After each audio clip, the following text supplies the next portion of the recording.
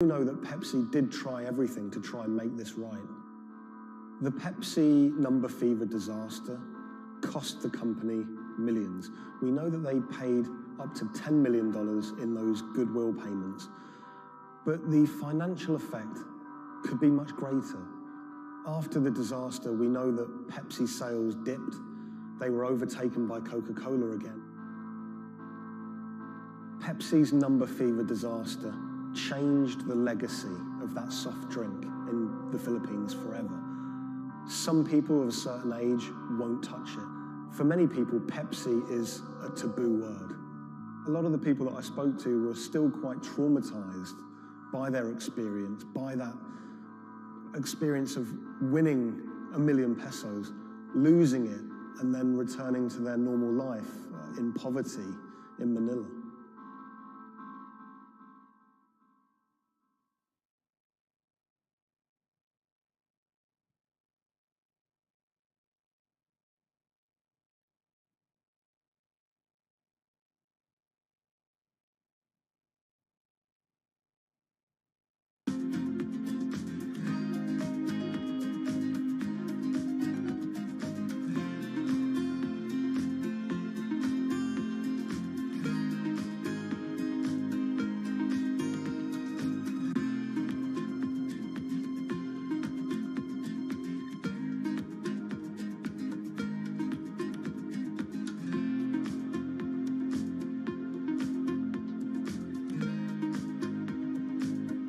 When the news of the bombing came out, it was a massive story in Germany. We are following some breaking news coming to us out of Dortmund in Germany. It was covered by all the media outlets. 3 roadside explosions triggered at the same time last night as the coach left its hotel in the south of Dortmund. Public figures commented on it. We should not let them affect our life, whoever it was. The media echo went far beyond Dortmund.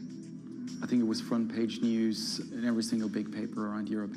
Everyone thought of like a terrorist attack, and people were scared that throughout the city in Dortmund there was more attacks to be happening. Unbeknownst to investigators, just after the bomb went off and the players of the team were shell-shocked, the person who had masterminded the attack was actually sitting in the hotel eating steak and sweet potatoes.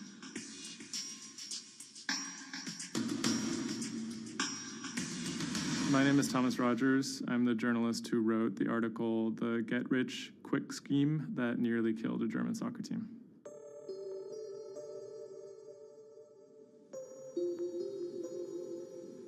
Dortmund is a mid-sized city in the western part of Germany in a state called North Rhine-Westphalia. And it's a former industrial city that's kind of fallen on hard times in the last few decades. It was severely bombed in the war, so the center of the city is quite stark. Some of the few high points include its soccer team. My name is Ike Henning. I'm a reporter with Bloomberg News, and I'm a great fan of Borussia Dortmund. Dortmund fans are super loyal.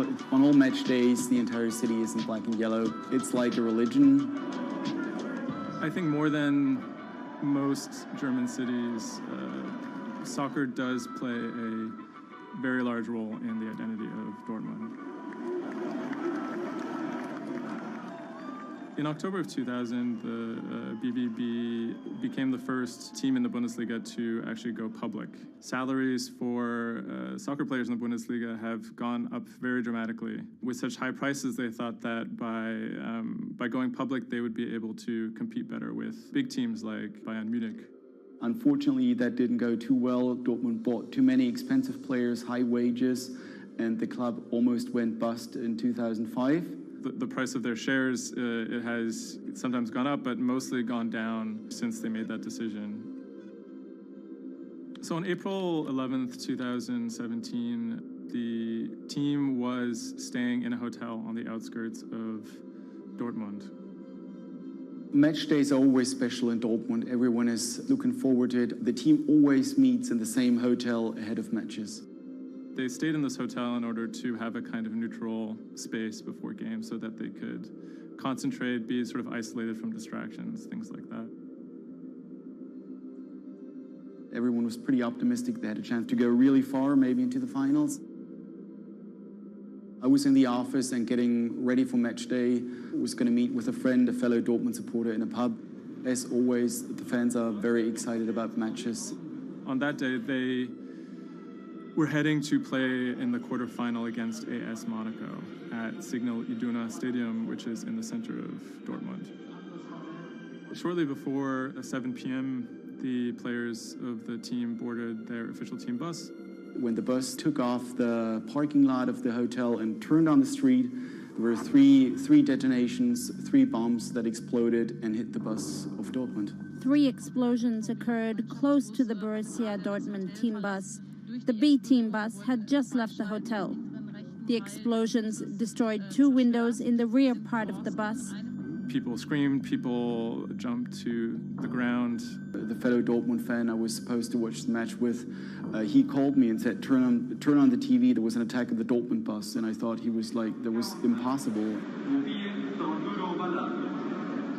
Some of the players screamed at the driver to keep driving as fast as possible because they were worried that people might storm the bus. German investigators say the explosive devices used in the attack on the Borussia Dortmund bus contained metal pins, and that one had pierced a seat headrest. Unbeknownst to the team members, the actual mastermind behind the attack was, as they were disembarking, the bus was actually eating steak and sweet potatoes at the hotel they had just left.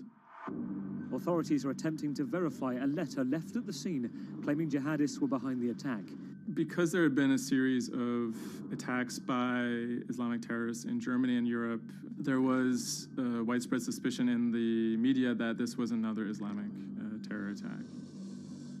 3 letters were found at the site of the bombing that took credit for the attack on behalf of Islamic State. There were, however, reasons to doubt this particular narrative. Would actually be a surprise if ISIS were actually part of this attack. Possibly could be employed by other groups like the far right wing to try and shift the blame. The letters had some strange qualities. They were written in a strange German that used big, sophisticated words, but had basic grammar mistakes, as if someone was native German speaker but pretending to be a foreign person. Federal investigators have detained 1 man suspected of links to Islamist terrorism, one of 2 suspects whose apartments were raided this morning. Shortly after the bombing, a man in Austria named Rudolf, who was a big BVB fan, he noticed that something strange was going on the stock market related to the team's shares. He emailed the lawyers of BVB, who then forwarded that email on to investigators. The email stated that someone had bought 60,000 BVB put options, a wager that the value of the shares of the team would fall below a certain amount at a certain date. Why would someone buy that ahead of a match and then 3 bombs go off? Something isn't right here. For the person to make money off of that, it required the stock to go down quite a bit in a fairly short period of time. And it wouldn't just be the team losing a match, it would require something much bigger than that. There was another big red flag about this purchase, which is the fact that it had actually been made, number one, on the day of the bombing, but also from an IP address that had been traced to the actual hotel where the bombing had taken place. When 3 explosions targeted the bus carrying the Borussia Dortmund footballers on April the 11th, written notes left at the scene claimed the attack was the work of ISIL. The truth, as is now alleged, is remarkable. On April 21st, the police arrested a man in a southern German city called Tübingen. He was on his way to work, and his name was Sergei Benegold. He seemed like an unlikely suspect because he had no known connections to the Islamic terror world. He didn't seem like a far-right extremist. He didn't seem like a left-wing extremist either. He seemed to be a completely unremarkable young man. A 28-year-old German-Russian man, named only as Sergei W., stayed in the same hotel as the players on the night before the bombing. He specifically requested an upper room overlooking the bushes where the explosive devices were hidden. The media dissected why he would do that, what was his past. He had been inspired by the 2015 terror attack in Paris. And he noticed that in the aftermath of the attack, the stocks of French companies went down. And he believed that if an attack took place that was directed at a specific company, that the decrease in stock price for that company would be even more dramatic. It never occurred to anyone that someone would do that out of greed.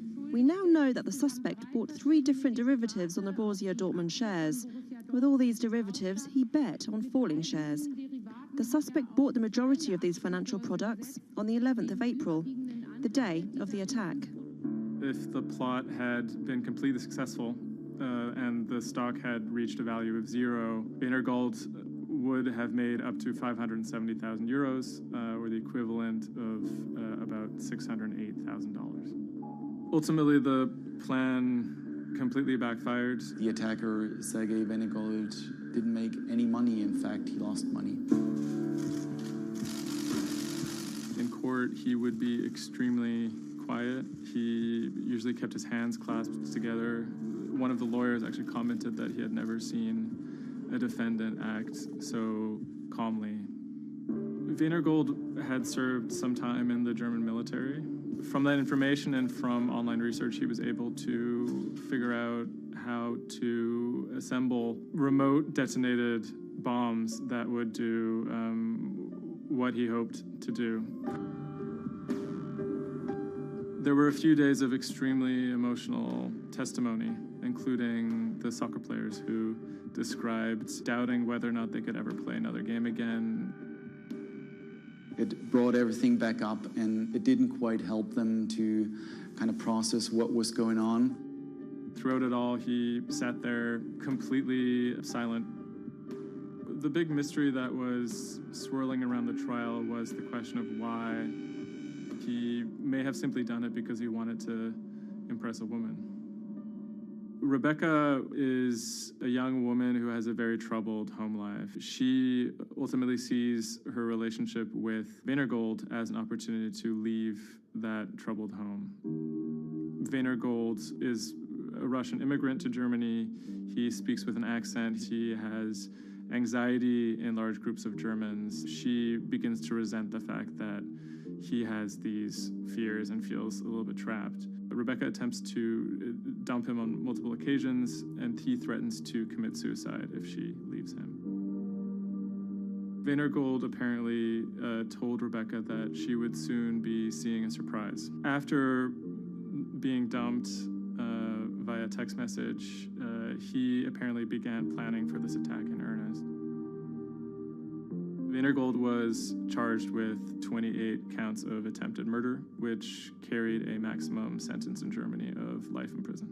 He claimed that he had nothing to do with the attack, but as time went on, he admitted that he had actually been the person who had built the explosives and had set them off. But he claimed that he didn't want to actually kill anybody. Ultimately, Venergold didn't receive the harshest possible sentence. He was given 14 years in prison, but it's still a considerable amount in jail in Germany.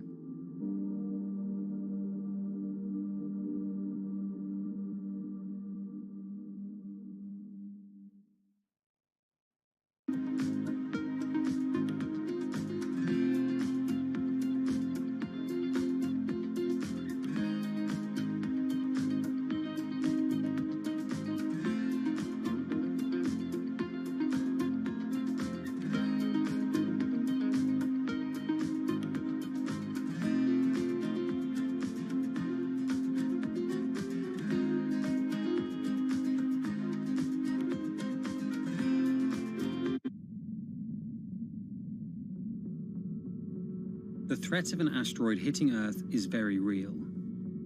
If it's big enough, it's also very final. These are very, very infrequent events. The probability is not 0, though. A blinding flash of light streaking across the sky. About 100 tons of space rock falls on Earth every day. Most of it is so small it burns up in our atmosphere or lands unnoticed away from major populations. No human in the past 1,000 years is known to have been killed by a meteorite, And according to NASA, no large object is likely to strike the Earth any time in the next several hundred years. However, one thing is certain. We haven't found them all. There are thousands out there, and we don't know where they are.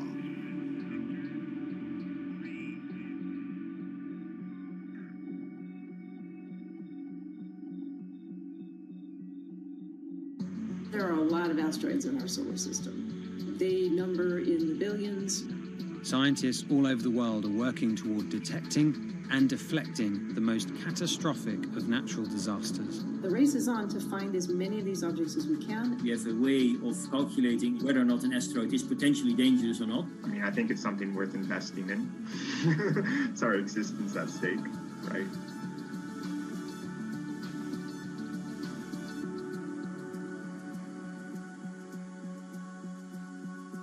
Amy, let's get this one out of the way. It's probably the question you get asked the most, but how scared should we be? Asteroids and comets are a natural hazard that's out there like a lot of other natural hazards. These are very, very infrequent events, these collision events, where an object actually impacts the Earth. The most important thing that we need to know about asteroids is when the next impact is going to happen and how bad it will be. What we know is that an object that's about, say, a kilometer across is capable of causing very, very wide devastation across the planet, really, truly global devastation. The object that wiped out the dinosaurs was somewhere in the neighborhood of 5 to 10 kilometers across, so even bigger than that. At a kilometer, it's still going to be very bad and it will have global effects.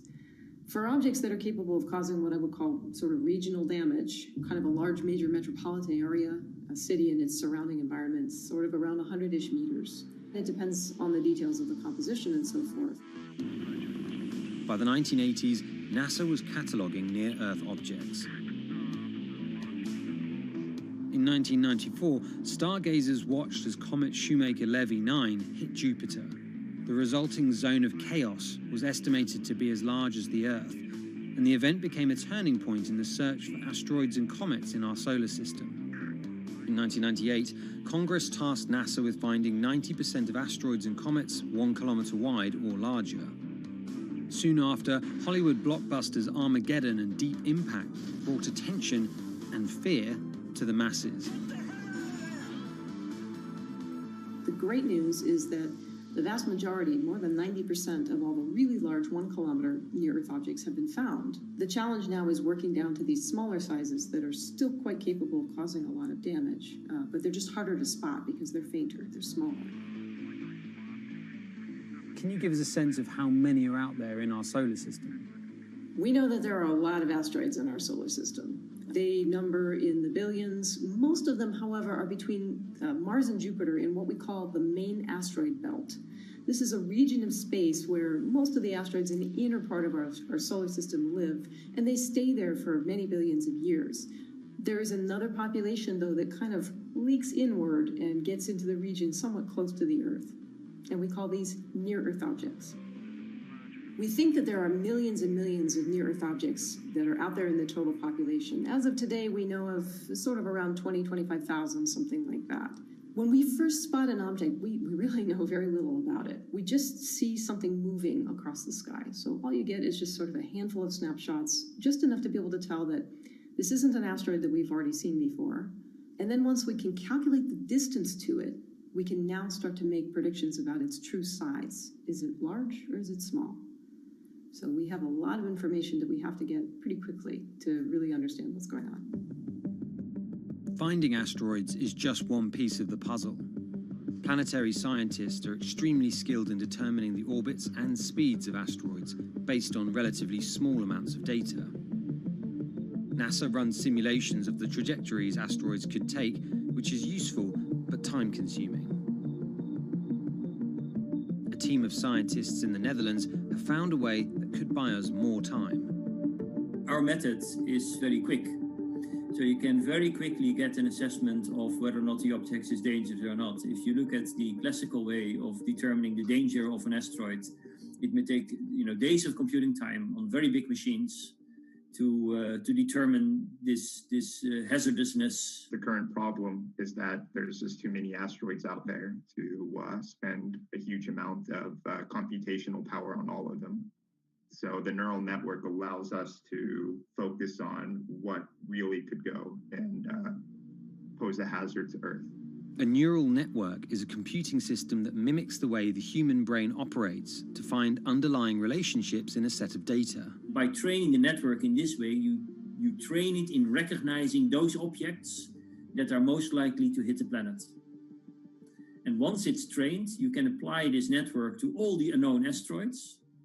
And then you can make a selection and saying, hey, these are the ones which appear to be having orbits similar to the ones which we know are hitting the planet.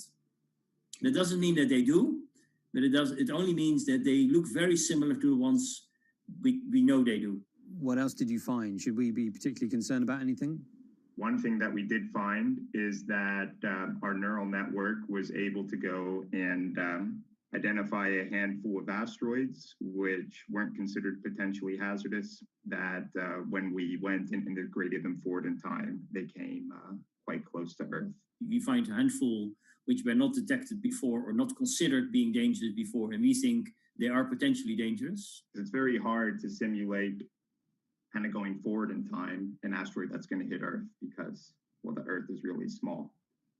And space is really big, and then you have to have very exact parameters to shoot an asteroid that goes and hits exactly Earth. And then Simon had the ingenious idea of not even trying to do that and just launching the asteroids from Earth's surface and integrating backwards in time. It's very hard to make it hit. So you need a lot of calculations which all end up in nothing. And the idea was then like, well, let's not do that. This is basically what NASA is doing. NASA is taking an asteroid, making multiple copies of them, shooting them all forwards in time, calculating their orbits, and then see what fraction sort of gets close to Earth. Not even hitting Earth, but getting close to Earth. And that they call it a potential impactor. So you calculate the solar system forwards in time for, let's say, 1,000 years. And then you launch asteroids from the surface as if you go forwards in time, would fall on the surface. You calculate them backwards to today, and then you get your orbital parameters of today's asteroids, which you know will land on the planet. And those you can use as known impactors and compare with all the other asteroids in the solar system. Can simulations and AI, can those things fill in the gaps where perhaps telescopes and other imaging tools can't? Absolutely. Since the observations get more complex, the physics gets more complex. And if the physics get more complex, the mathematics becomes more complex.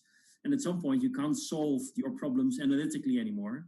And then this is where the computer comes in. Now we have this trained neural network. We have a way of calculating in a fraction of a second whether or not an asteroid is potentially dangerous or not, and therefore deserves more attention or more time to spend on for really finding out if it is dangerous.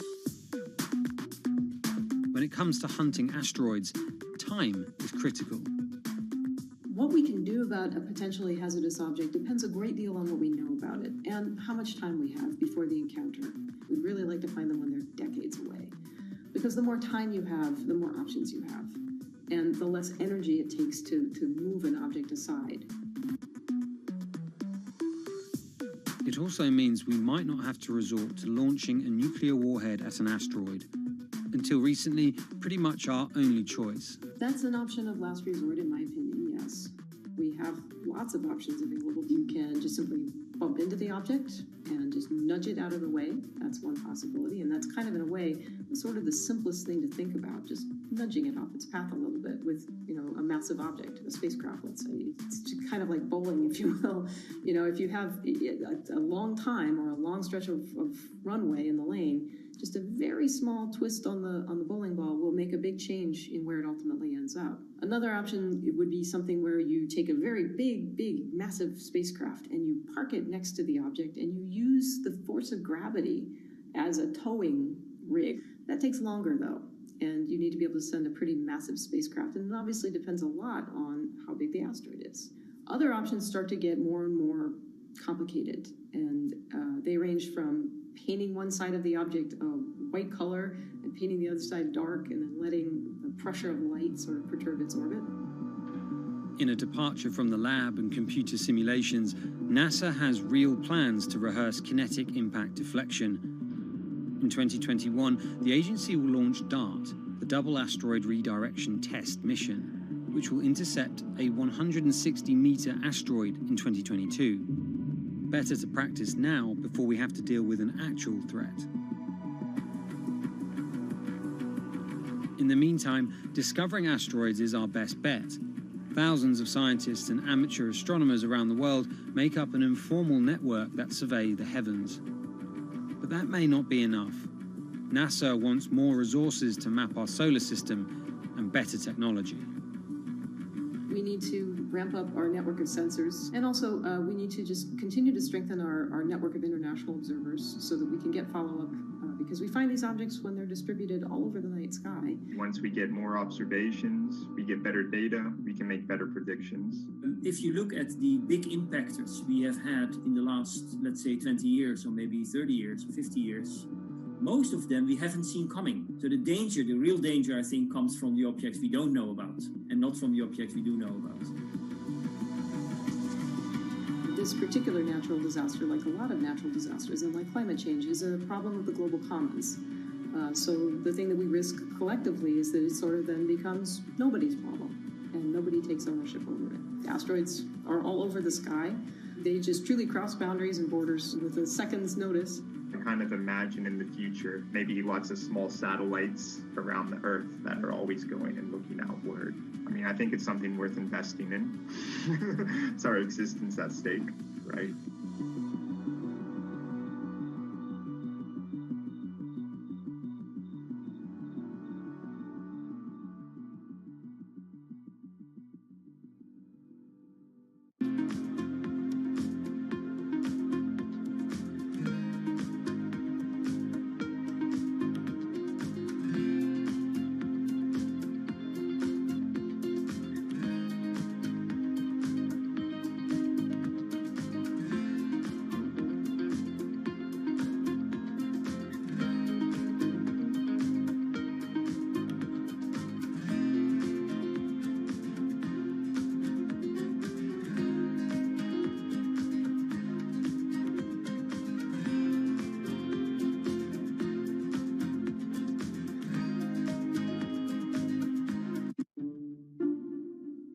The pandemic has affected everyone in different ways.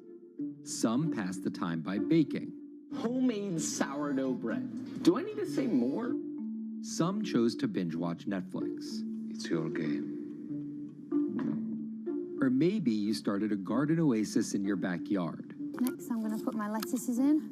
But for millions of others, I'm going to be posting stocks that will boom. They wanted to uproot the financial industry. Let's just lock it on up and take $15,000. Here's a stock that can change your life. I see a stock going up and I buy it, and I just watch it until it stops going up, and then I sell it. I have gained over $3 million. I want some free money. I don't think you can overstate the online communities or social media's influence on financial markets. A large group of inexperienced investors who discuss their plans on social media platform Reddit have shaken up the stock market in a big way. The stock that everybody's talking about right now is GameStop. Video game retailer GameStop is set to continue their head-spinning ascent today. The revolutionaries on Reddit are spanking Wall Street's ass. The more these stocks go up, the more the big guys are getting creamed and losing billions of dollars. This isn't a wealthy person's game anymore. Anyone can play it. I took up a little bit of a new hobby, and I am interested in day trading. As an investor nowadays, you don't have to look a specific way. You don't have to wear specific clothes. You don't have to be doing it from a trading floor on Wall Street in like a high-rise building in downtown Manhattan. The narrative of what's driving the markets is no longer being held in secret offices in New York and Boston of privileged people talking to other privileged people. It's right out in the open. It's on Twitter, it's on Reddit. From brokerage apps to Discord channels and subreddits to TikTok finfluencers, one of the last holdouts in the world of disruption, finance is next in line.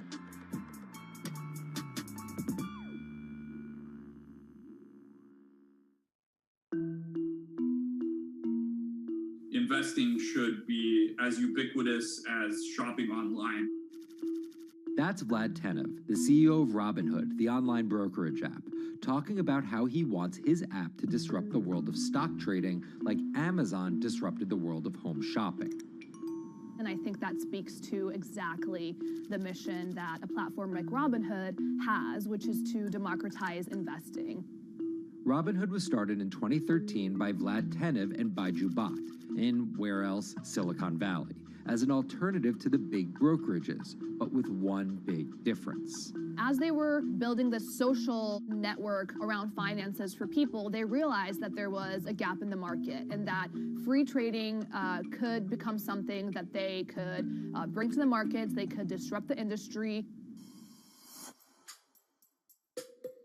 While no-fee trading is industry standard today, it was unheard of when it was first introduced.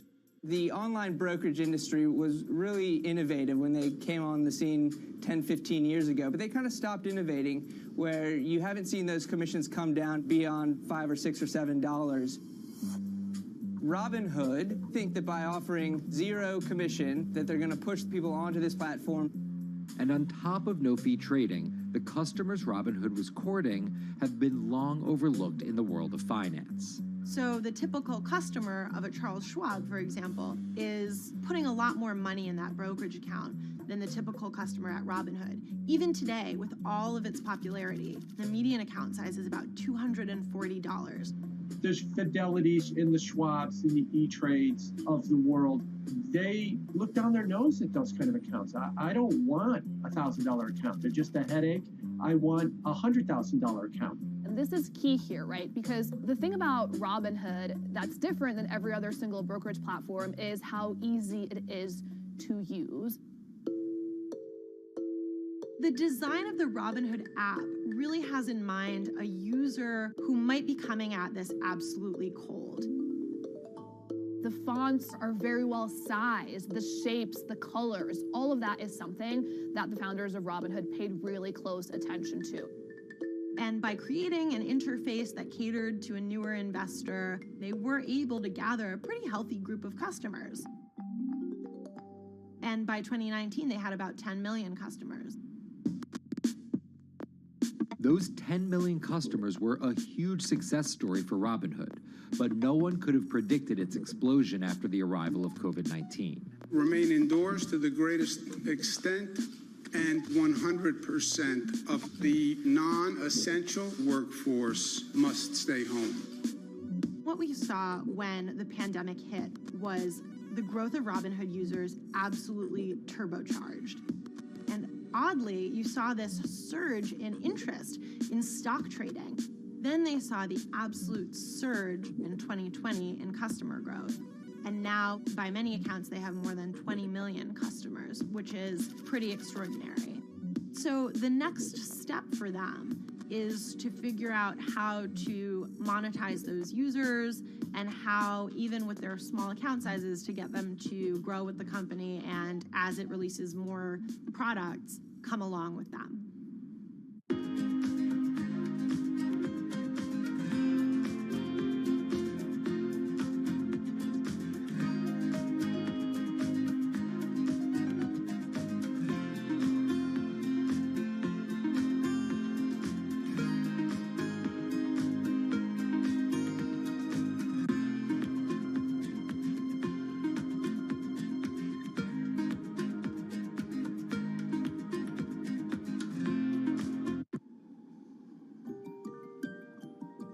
Robinhood would become one of the COVID economy's breakout successes. Robinhood traders, as they're called, became the shorthand explanation for the frenzy of often speculative retail investing after the pandemic lockdowns. Kids wake up in the morning, they go on Robinhood. They're, in the shower, they check Robinhood. Kids are learning how the stock market works at 18 while they're at school, checking their phones in between classes because notifications pop up telling them what their stocks are doing that day. With these new tools, millennials and Gen Z are investing in the market in ways their parents could have never even dreamt of. that is sort of key when we talk about the divide between older and younger generations, is that the younger generation is exposed to so much more information and tools at their disposal to do what they want in the market. The older generations, you never had the technology or the cost structure that you could play the markets like you can today. So you were stuck with giving your money to a professional investor and paying them a fee to do it. When I speak to young kids, they tell me, I'm making mistakes, I'm losing money. I'm not a perfect investor, but I'm 18, and by the time I'm 30, which will be, 10 years from now, I'm gonna have interacted with the markets for a decade. And so it's a learning experience more so than anything else. And you can look at it and you can say, wow, that's risk-taking, that's dumb, but if you could possibly shave 10, 20 years off your working life versus adding 5 years, I don't think you can fault people for that. But Robinhood is only part of the puzzle. Sure, you can trade on it, but without research, information, and data, you're just blindly throwing darts at different stocks and hoping to strike it rich.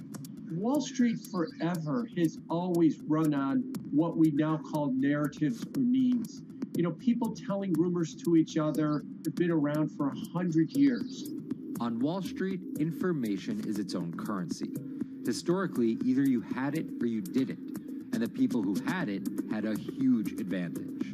In the past, those narratives and memes didn't have a network effect. It would be one person telling another person over the phone. In fact, when I broke into this business in the 80s, a lot of people used to complain that they weren't on the call list to get those ideas. Social media changed all of that.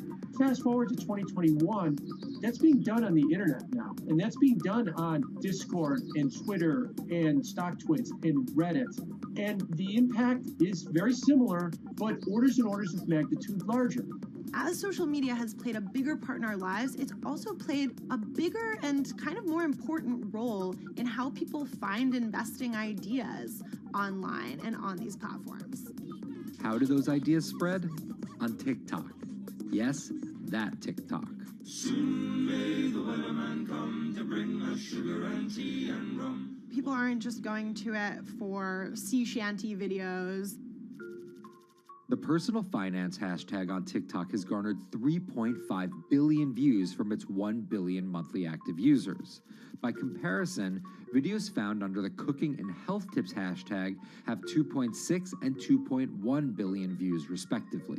The trajectory of Robinhood and TikTok were literally on par. What happened in the stock market this week? So the word of the week is expectations. Absolutely essential that you guys understand the risks of shorting. And Kayla Kilbride and Kyla Scanlon are two of those financial influencer TikTokers, also known as finfluencers. I think people still care about fashion, they care about culture, but it's also like there's this big behemoth thing called the stock market that we really don't know a whole lot about, and it's gatekept behind the industry. And so people want to unpack that. And so my audience is, a lot of them are younger investors who are looking to hone their skills. Tech and write-up. Kyla and Kayla are two of the more, let's say, professional TikTok influencers. The Tesla ARK Bitcoin Biotech Risk Cluster. I've been trading since high school, and it was a really interesting way for me to fill out my decision-making frameworks and to think about thinking. And I think that the more that we can have people thinking about finance, the better that we're going to progress as a society. I think it's a huge gap in our educational system. If you're going to buy an option for a stock you think is going to go up, it's a call. So think of it like this. I made the options video where I was like, options are just like shopping. Rumor has it that this pallet's about to go up in price. So if I come in tomorrow, can I still buy it at said price? And a ton of women just attacked that video and were like, you explain things so much better than my boyfriend or my professor, or I could sit and listen to you all day. And I was like, this is what I was looking for. But TikTok's algorithm does not reward calm and measured videos about responsible investing. It rewards this. Watch this video for 30 seconds and you'll be rich for the rest of your life. I try not to say the A word, the ALGO word, because TikTok listens to us. The algorithm does impact how you feel. You do notice which videos do better versus which videos do worse. How do you catch someone's attention in less than 60 seconds? And how do you make it something that they're like, I need this in my life? Nearly impossible to do that in 60 seconds. But the people who perfect it are the people that you're going to watch and going to stick around. And where people are sticking around? Reddit. And its nearly countless subreddits about finance. And by far the biggest one of those is Wall Street Bets. There's a lot of social media platforms out there, but Reddit is like the social media platform for finance. Places like Wall Street Bets is where it all goes down. Started in January 2012, it wasn't long before Wall Street Bets adopted a 4chan-like etiquette, leading to their tagline, like 4chan found a Bloomberg terminal. We had all of these unexplained stock moves, and we would be grasping for why stock XYZ jumped 20% in a day. And you would look at Wall Street Bets, and you would see people there talking about buying options in that stock, and it sort of squared the circle, so to speak, and started making sense. And it was at that point that it was like, wow, we have to start paying attention to this. Some people on the platform really spend tons of time, and others are just looking for entertainment and to have a little bit of fun, effectively gambling or looking for an outlet, trying to make a little bit of money. Then on top of all of that, there were stimulus checks. Now, clearly, this money is going to people who need to use that to eat, to live, but there's a lot of people who use this money to invest in the stock market. And it's not just stock tips. People quote-unquote YOLO their entire life savings or stimulus checks on a single stock. They post what is called gain and loss porn, screen-grabbing staggering hits and misses on stocks for the entire community to see. I'm about to lose everything. And while some of the people on Wall Street Bets are novice investors, the community contains multitudes. In one respect, what it did show us among these network groups is they are very sophisticated. They're not a bunch of ignorant people talking to other ignorant people. And this is where the pieces of the puzzle all come together to wreak havoc on Wall Street for a solid week in early 2021. It's pretty clear that the combination of more people having retail brokerage accounts and trading apps and more people being stuck at home looking for some kind of entertainment and some kind of community online came together in this very singular way. What came together is GameStop. Let's go back to the beginnings of what happened with GameStop a couple of years ago. On the boards like Reddit and StockTwits, a lot of people were talking about GameStop as being attractive value. Some of them are even, Wall Street alums who left the industry and now still have access to tools that they can use to improve their financial well-being and make very good decisions. And I think Roaring Kitty is a perfect example of that. GameStop is one of the most compelling asymmetric opportunities in the market today. Really, I don't understand how you could disagree with that. At the same time that this crowd was talking it up, the hedge fund institutional crowd didn't like this stock at all, and it had the largest short interest of any stock in the New York Stock Exchange going into late 2020. Short selling is a bet that a stock price will fall, and it's a fairly simple concept. An investor borrows a stock and then sells it.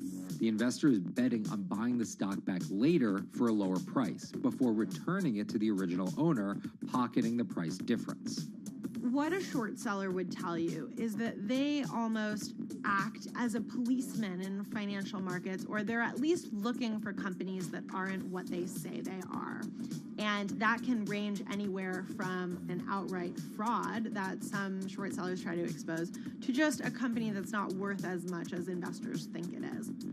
The problem is, if the stock price rises, the short seller has to come up with the money to buy the stock back. And the more it rises, the more it costs. And that's what's called a short squeeze. And the hedge fund Melvin Capital was on the wrong end of that squeeze. Melvin Capital lost over 50% of its money in the month of January alone, just from being caught in the short squeeze of the stock. This is where the disruption comes in. One of the most wild stories you're ever going to see. GameStop shares absolutely going nuts. In less than a year, the company's stock has jumped from less than $3 a share to almost $350. Cheers, everybody! Roaring Kitty has turned $50,000 or so investment into some $14 million. Whoa. Investors all over social media use the free trading app Robinhood to wreak havoc on Wall Street. They're actually piling on into some of these stocks to really hurt the professional short sellers. and they all used Reddit, Twitter, TikTok, and Discord to tell one another to keep buying and, quote, hold the line and not sell GameStop. People are getting cheerleaded for jumping in, buying at the highs. They're saying, keep going. And it was working too, until Thursday morning, the trading app Robinhood sent out this tweet. In light of current market volatility, we are restricting transactions, including GameStop. People were really angry. Robinhood was supposed to allow the regular people to play the same game these big boys are playing. But instead, we were all taken for schmucks, and they screwed us. Shares of GameStop are jumping again now that retail investors are being allowed to buy shares of the stock. But what we learned is that when people organize online, they have the ability to disrupt the market. And it was a big sign. The ivory walls of the institution aren't as powerful as maybe the institutions thought them to be. I don't know if pumping up GameStop was the best use of billions of dollars, but I think that as a signal to society, it was pretty interesting and powerful. the GameStop saga was so impactful that both Vlad Tenev and Roaring Kitty were called in to testify before Congress to clarify each of their roles in the saga. One thing that's emerged from the congressional hearings is that they're interested in how retail brokerages make money and whether they're keeping the best interests of their customers in mind, but it's pretty fuzzy as far as what they would actually do as a result.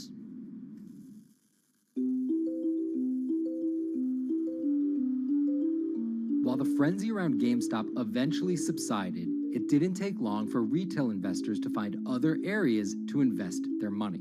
Take a look at Bitcoin going bananas over the weekend. Bitcoin forms a brand new all-time high. It was after GameStop started to drop that we saw Bitcoin really go up to over 60,000. How much further does this rally have to run? It's compelling to say that money shifted from one venue to the other. While correlation doesn't equal causation, there's a chart out there showing an inverse correlation on meme stocks going down and cryptocurrencies going up. There's definitely an aspect where people are making money on stocks and then moving, they're agnostic, they're not hedge funds. They can invest wherever the hell they want. It's a classic sort of momentum trade. They're going to wherever the winners are and they're willing to jump on and, ride it. So whether it's meme stocks like GameStop, meme coins like Dogecoin, or entirely new ways to invest in art like NFTs, the new kind of retail investor is making its presence known. Over the next 10, maybe 15 years, you're going to continue to see, whether by choice or by force, that baton go from older generations to younger generations. I don't think any single app is going to be the thing that disrupts. I think people are the disruptors.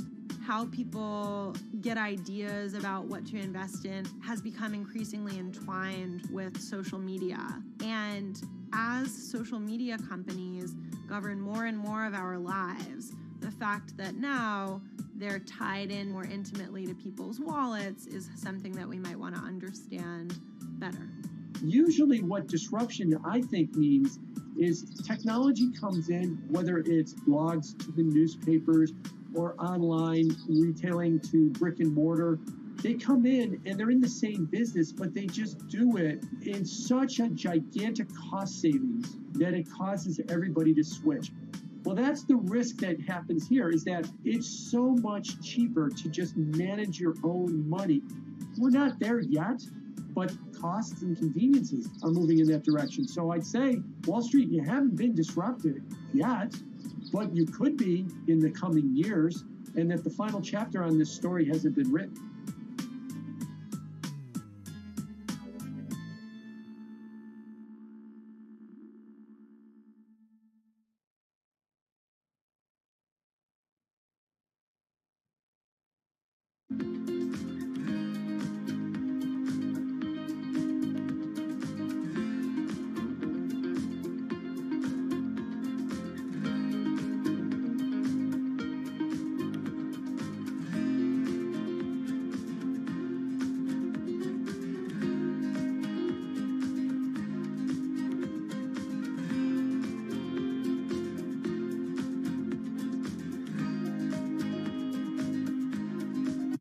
Meet Bloomberg's own David Nicholson. Now, his happy place is out in the field, on the open road. But like the rest of the world lately, he's been working from home a lot more than he's used to. COVID-19 has prompted a massive urban exodus as professionals of every ilk yearn for more space to live and work.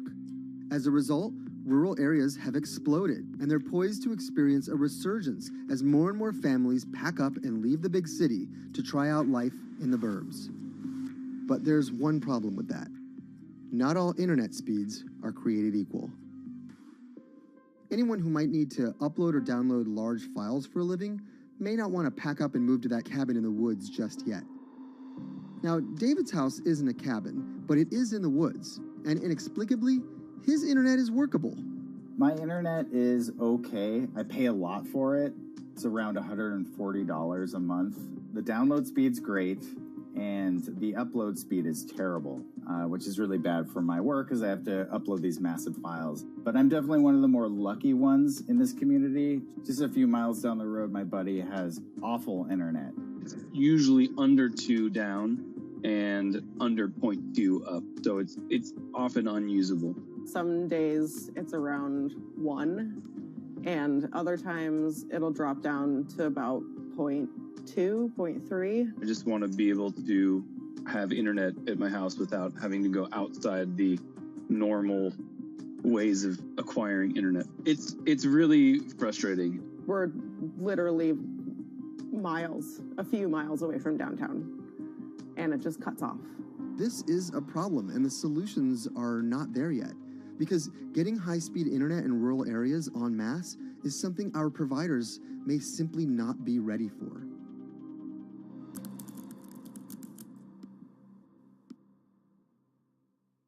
If your internet service doesn't have fast download and upload speeds, then you don't have high-speed harmony. You have. Americans on average pay about $70 a month for internet at home. But in rural areas, it could cost a lot more for a lot less service. So the pricing for a fixed wireless provider here can be something between $80 and $150 for about 25 megabits per second. However, gigabit service, which is 1,000 megabits per second and symmetrical, is running at about $119 a month or $130 a month. That's John Paul. He co-owns Spiral Fiber, an internet service provider here in Nevada County, California. And for the past 10 years, he's been trying to bring an affordable fiber optic network to town. It all started when he applied to be part of the pilot program for Google's fiber service. Across the country, civic boosters have been going to extremes, chanting, singing, and marching, trying to get the search engine giant to look at their town. The internet these days is crucial to be in the world, to be a part of the world, and to be connected to your community. Google ultimately went with Kansas City, Missouri, which left Paul on a mission to get funding to lay out fiber optic networks for gigabit service. Over the next several years, he would attend conferences and pitch venture capitalists and apply for grants to make his vision come to life. One of the biggest roadblocks to building infrastructure for the internet here in the United States are the existing large providers. They have their land staked out. They would prefer that nobody come in and compete against them. In 2013, we applied for a grant. We went down and met with the commissioners at the California Public Utilities Commission. It was an arduous process to get funded, but we finally did against all odds. We got a $16 million grant, and then we went out to seek venture capital. Then, in March of 2020, the pandemic hit the world. Everybody got locked down, and everybody came home, and everybody started using the internet. And I remember seeing on one of the local fixed wireless providers' websites, they've said, hey, we know you're all staying home, but please don't use too much video, and please don't use too much bandwidth. And I thought, that doesn't work. The U.S. connectivity gap is far greater compared to countries that are considered its peers economically. Some developing nations actually have better internet than rural America, like in Kenya, which has a state-of-the-art fiber optic network fed in from their coastline. The American connectivity gap does largely affect rural areas that are either outside of service coverage or simply prohibitively expensive. This is Rebecca. She and her family moved to Nevada County just a couple miles down the road from David. They took for granted that high-speed internet would just exist in the area, and it's not something they even bothered to check on before buying their house. Turns out, all they got was dial-up. We wanted to move where we had a little more space, room for the kids to run around, just be out in the mountains a little bit more. Having come from a bigger city area where Wi-Fi is pretty readily available, we hadn't really considered that in our purchasing of the house, whether that would be an option or not. When school started, and now that we are remote learning with our children and we're doing everything from home, we didn't have the option to do that at our house. So every day when school would start, we'd have to pack the kids up and we'd go to my in-laws' home. They have a little cabin up in this area that does have Wi-Fi already. Rebecca's situation is the norm in rural America.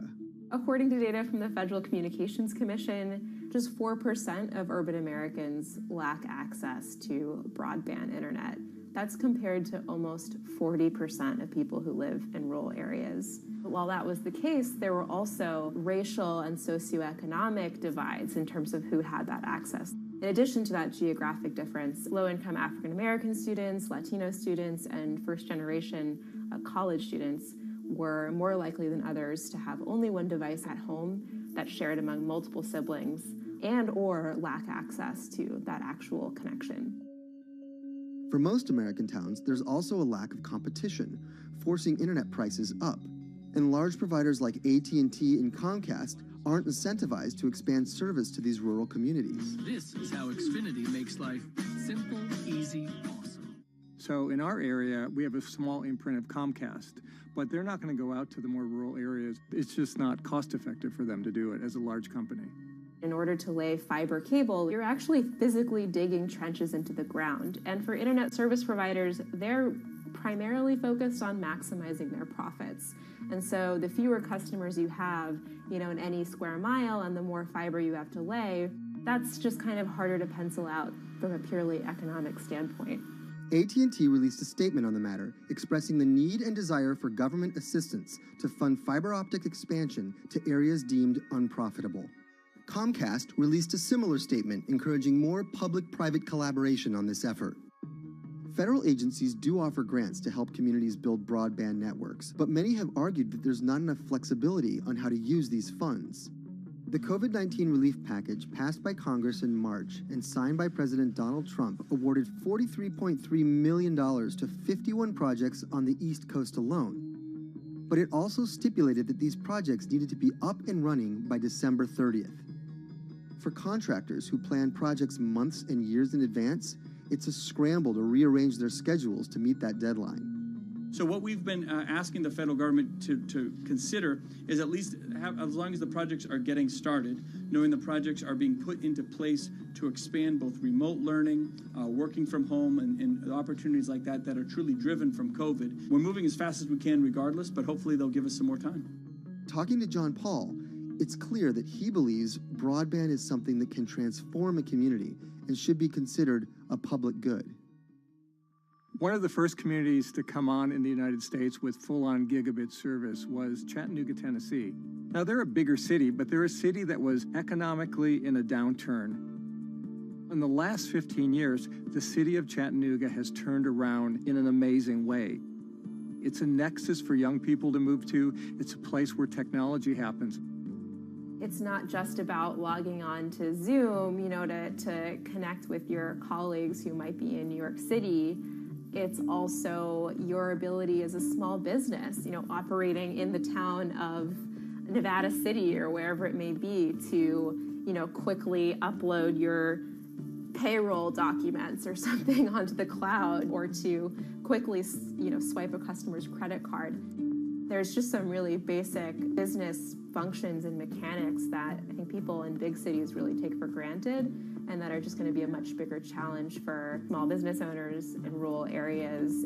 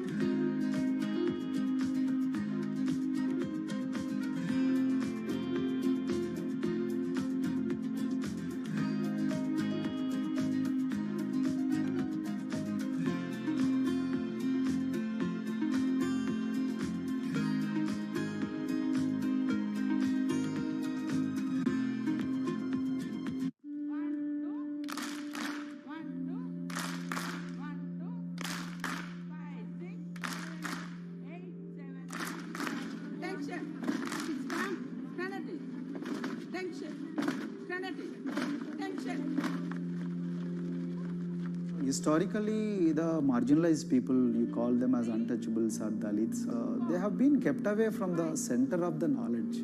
Once you are born into a caste, it is very difficult for you to grow beyond that. You are stuck in that identity.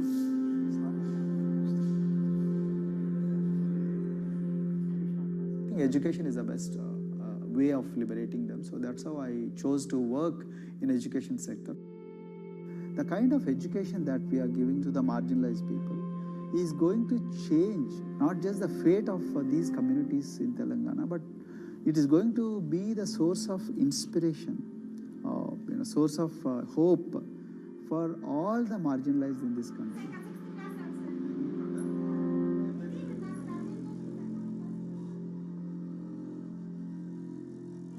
Greatest flight in India is the system of caste. For generations of Indians, the social code known as the caste system has defined how people earn a living and whom they marry. Although outlawed 7 decades ago, castes remain a significant factor in deciding everything, from family ties and cultural traditions to educational and economic opportunities. Dalits, people who are on the lowest rung of the caste system, constitute almost 1/5 of India's population of 1.3 billion. Not able to afford the high tuition of private schools, many are forced to attend government-funded institutions, which in the past have suffered from poor infrastructure, lower education standards, and high student-to-teacher ratios. But Dr. Praveen Kumar is trying to change that.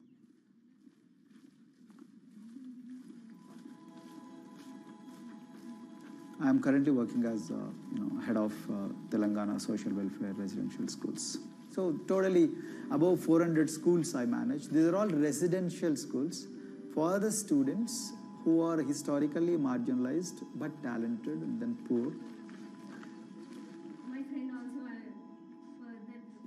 Of them, 60% are girls and then 40% are boys, because girls are more marginalized among the marginalized. Their voices are always suppressed.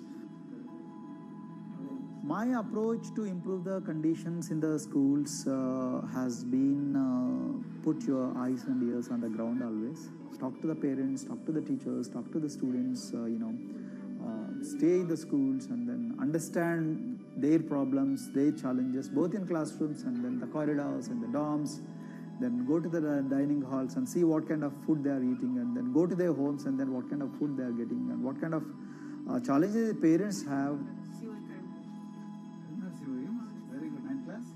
One of the important changes that I brought in after I took over was to complete the transformation of mother tongue to English medium, because English medium, as I said, English is the language of emancipation. A language that connects you to the whole body of knowledge in the world. So we had to train a lot of teachers. Refer to the dictionary also, okay, and find out the new meanings. As well as you're going to describe about. Hey, Richita, how are you? Hi, Sindhu. Fine, thank you. And how about you? I'm fine too. It's been a long time. Identity is extremely important. There is a scientific evidence to prove that your sense of identity is extremely crucial to your growth as a successful human being in your life. If you accept an identity which is very humiliating, which reminds you of very painful past, I think that identity will not help you to grow. I'm not saying that you should forget your past. I'm not saying that. But that should not be the bubble in which you must live always.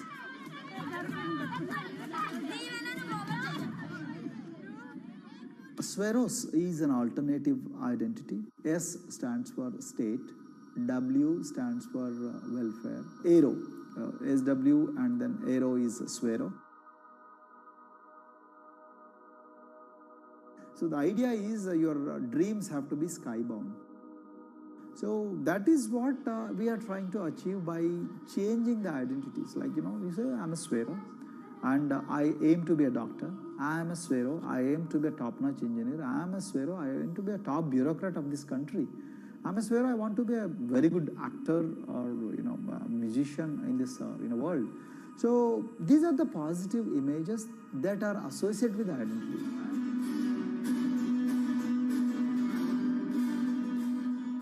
Just to give an example to you, in 2012, in our institution, we used to produce about 6 doctors per year. But because of our, this self-liberating ideology of Sveroism, we have, this year, we have produced about 189 doctors. This is phenomenal for any poorest of the poor people. You know how difficult it is to get into a medical colleges in this country. So, but today, because of this ideology, the students have been able to achieve this, feat. Pujita has been a farm laborer, and her parents themselves are agricultural laborers. And then this girl used to sell vegetables, but thanks to the residential education institutions, she came to the Gaulidoddi campus, and then she toiled very hard for 1 year, despite many problems. And today, I'm so happy to share with you that she has joined one of the prestigious medical colleges in the state of Telangana, Usmania Medical College, and then in future, she hopes to be a gynecologist. So this is the journey Connection lost. The children are hoping for.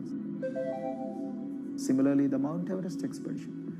Mount Everest expedition, we are very fortunate enough to place the youngest ever female in the history of this world on the peak of Mount Everest. How did this happen? It's all because of an ideology that helps you to liberate yourself.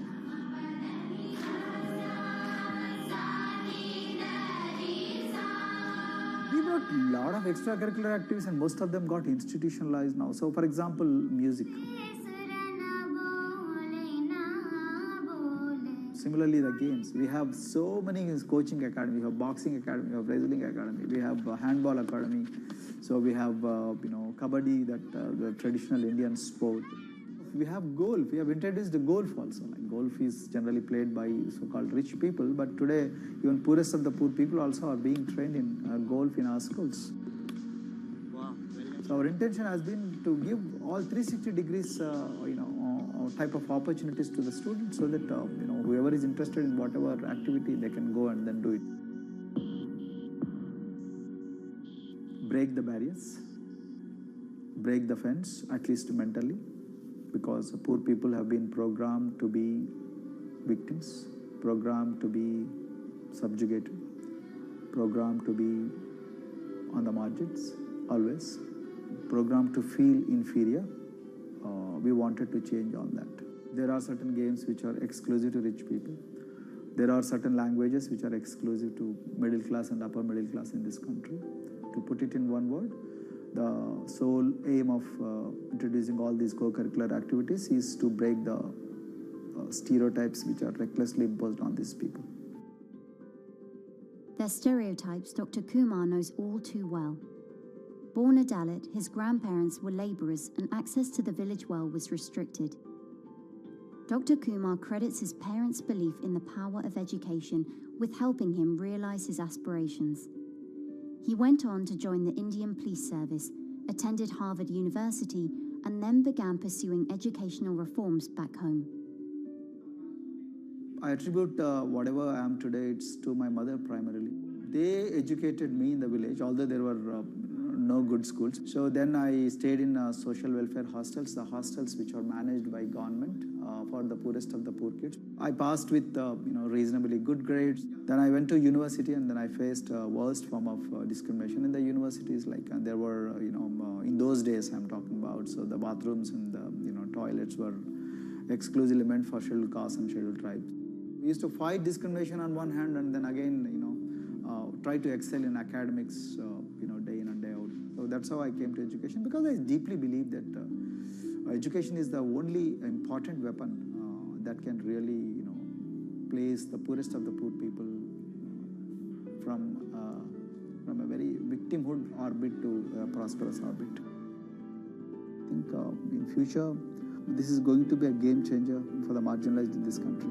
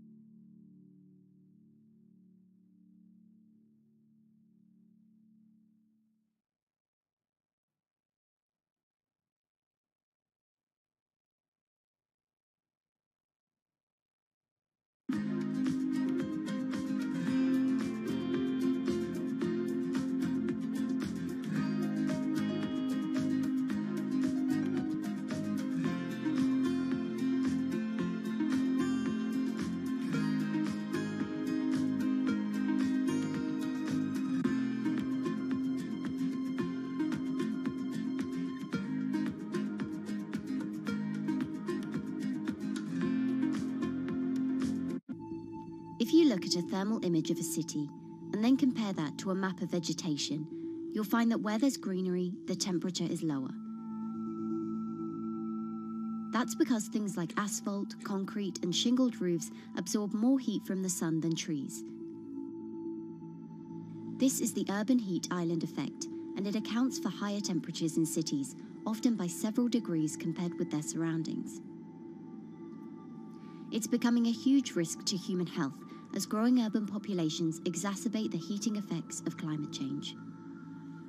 Heat waves kill more people than any other extreme weather event, more than tornadoes, hurricanes, and even floods. That's why urban heat island mitigation strategies are being studied in Singapore by a group of researchers. The government-backed project called Cooling Singapore is now in the process of combining everything they've learned to create a digital tool that can help cities all over the world, starting with Singapore.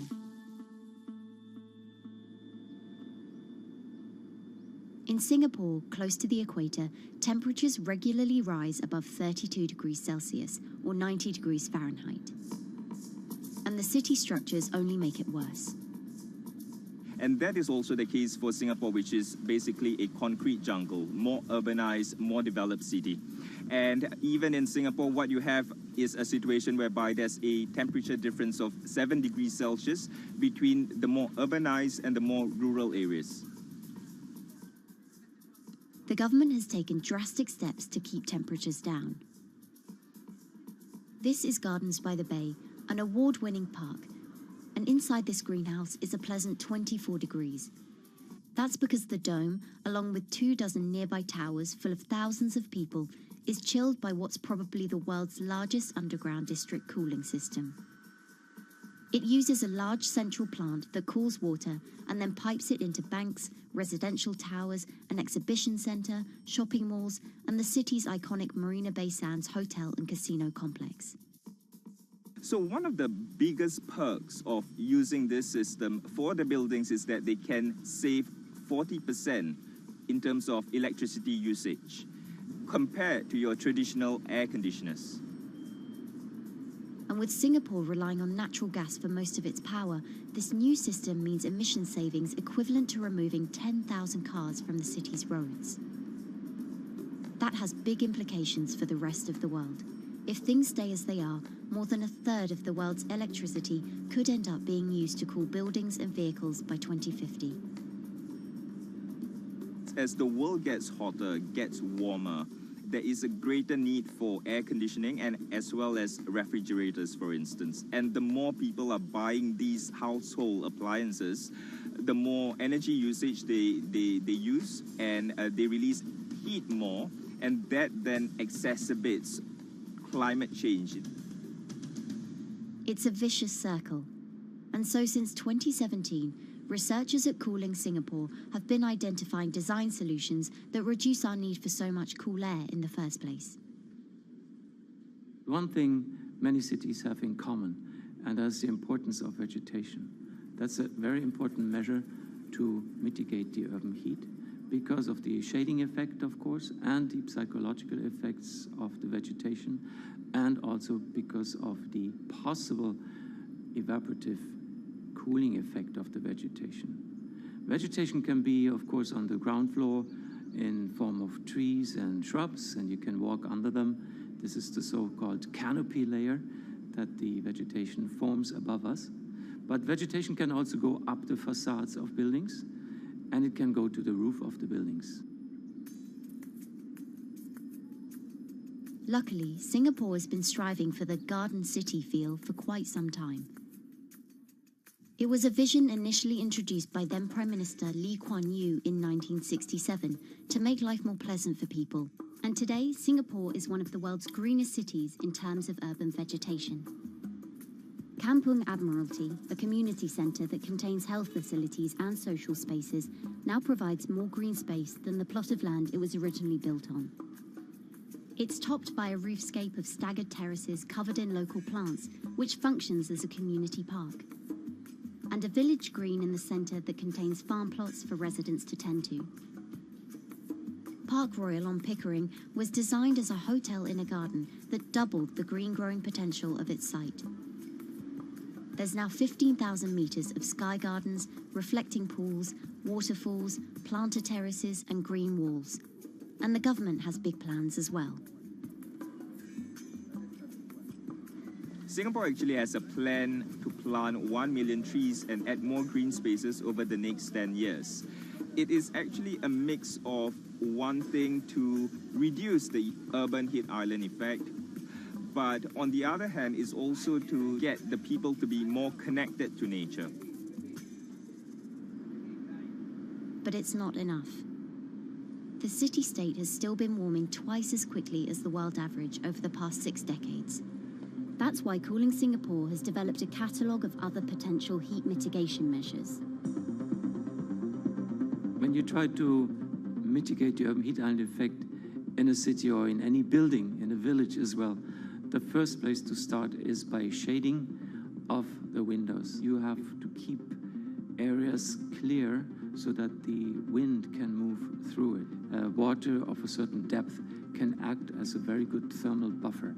If you have to construct heavy buildings such as high-rises, at least you can make the surface, the facade, less heavy, and you can protect it from direct sun penetration. You have to make sure that no combustion engines will be in the city in the middle, in the medium to long-term range.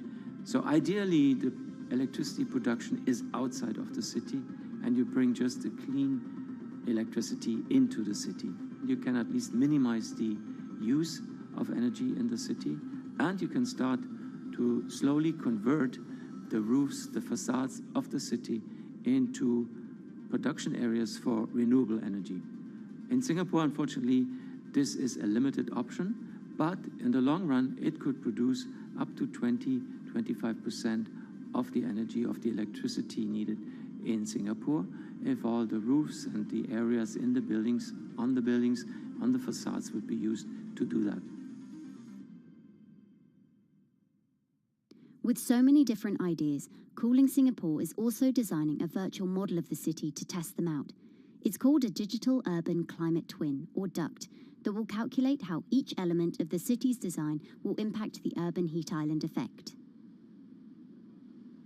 That means we model not only the geometry of the buildings digitally, but also we model the transportation, the insulation, the temperature, the radiation coming from the sun, the weather, the local climate, the even very, very microclimate of the city, the water, the movement of people in the city. We can invent scenarios, we can design scenarios, test them before we actually build them, and if they test very well, and we are sure that they will function, then we can start to build them and put them into reality.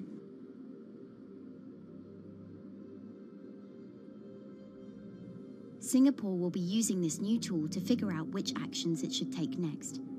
And the model can be applied to any city, whether it needs to keep heat out or keep heat in, which will ultimately save energy, slow climate change, and improve our quality of life. So this is something that Singapore will be able to export, maybe even together with its city development systems that it already has. Singapore is one of the very few cities in the world that really combine this scientific approach with a very well-established urban redesign and urban design approach. Through its agencies and the combination of its agencies, it has achieved a lot in the past. If it keeps following the scientific path and the combination with the other knowledge in the city already, we think that it will be a very comfortable and very livable city in the future, even more than today.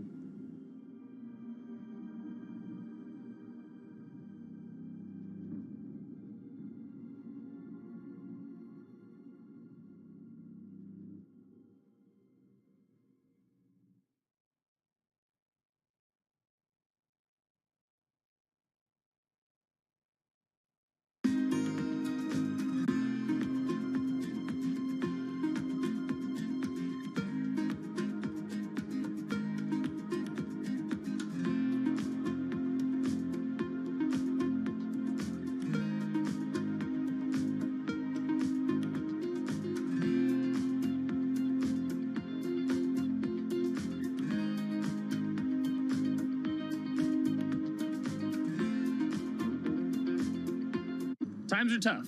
Jobs are scarce. It's risky to be outside and around others. Seems like there's very few ways to make extra money during a pandemic.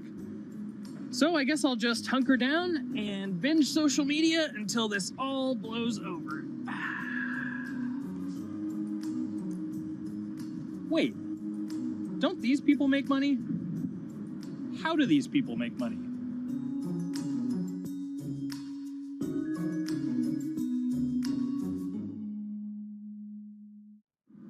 Streamers, YouTubers, Twitch stars. How do they make money? Is it a lot? Is it a lot of work? I know, I gotta ask somebody in the biz, and I got just the guy. Austin John Plays. This is your full-time job now, right? As of November of last year, yes. This was always just kind of like a side thing. Like, any money that I made from doing my videos and whatever else, I never touched that because I didn't really think of that as being like real money. And then it started coming in more and more. And then it was like, I hit my first day that I broke $1,000 and I was like, this is actually going to be money. How did the YouTube channel come to be? When the game Pokemon Sun and Moon came out for the 3DS, there was like things that I learned about the game, and then I wanted to just share that information with people. And at the time, I didn't have any way to capture a screen or anything, so I found like generic footage, and I kind of put it all together with so much editing. And that video got 6 views. And then 2 days later, I made another one, and that one got 12 views. And then I just started pumping out more and more content, and people were like, this guy knows what he's talking about. It really just started building on top of itself, and then it was like, my channel really focuses on tips and tricks. So I play a straight 18 hours, and I'll finish the game or get to about the 40-hour mark, and then I'll make my first video. While I'm going through, I have a giant notepad and just scribbles everywhere, and I make these notes of like the things that stumped me, so I know the things that may stump other people. What do you need to think about if you're building your YouTube channel? 1, You need to do something that you're passionate about. Not that you like, not that you think you're gonna make money on, something you're passionate about. The other thing is something that other people are passionate about. It holds a special place to them. And third is, it needs to be something that people are gonna seek out information on. In order to enter into the marketplace, you either need to be better than everyone else, you either need to be faster than everyone else, or you need to be more accessible than everyone else.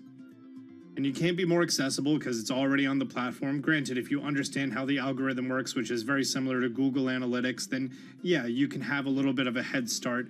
But if you're not doing it faster, and if you're not doing it better than everyone else, then why should anyone watch your channel? So my income as a YouTuber kind of breaks down to 3 different ways. One, which is the bulk of it, which is ad revenue. Whenever you go and you watch a video and then there's an ad and then you wait 5 seconds and you hit the bottom right corner and then you go on to the next video, or a non-skippable ad, or the video starts immediately, you get the little banner ad at the bottom, or if you scroll down from the video, the first thing that shows there is an ad. Those are the 4 different types of ads that can appear on every single YouTube video. And all of them pay a certain amount. It varies on lots of things, like the country of the person who posts it, the country of the person who watches it, the time of year, where you are in the quarter, if there's anything going on with a reduction in ad revenue. Like, great example, COVID-19, companies weren't spending as much on advertising. So because of that, CPM went down. CPM stands for click per thousand.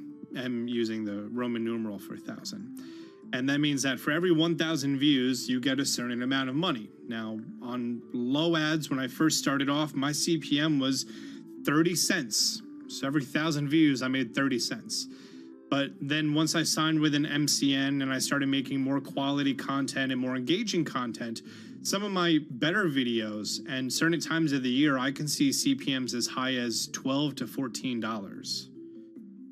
And there's a big fluctuation between, you know, if I post a video when there's no ads being spent, like January and February, that's the reason a lot of your favorite YouTubers and also TV shows don't post new videos in that time of year because ad rates are down. Why are they going to make content then? Instead, you're recording and you're bulking up for when ad revenue is higher. The second way that a YouTuber makes income is support, crowdfunding, things like that. When I first started off, Patreon was really the only option, but then they started rolling out supporters and members for YouTube channels. So whenever I have a live stream, you can click a button and then you can become a member, and then you get special icons next to your name. I believe they're called badges. Or on any video, you can hit the join button, and that helps support the channel. And then the third aspect of that would be merch. And for me, my merch has been somewhat basic. In fact, I'm wearing one of my t-shirts from last year right now. You have to endure the times that your first video gets 6 views, that you post it on Reddit and they say, shut up, and then an auto mod bans you. You have to go through that, because until you go through that and you discover why you're doing it, you're not doing it for other people, you're doing it for yourself. If you're not loving what you do, then it's not worth it. Huh. So make a channel about something that I'm passionate about. Oh, sweet. I guess I can make the channel about that.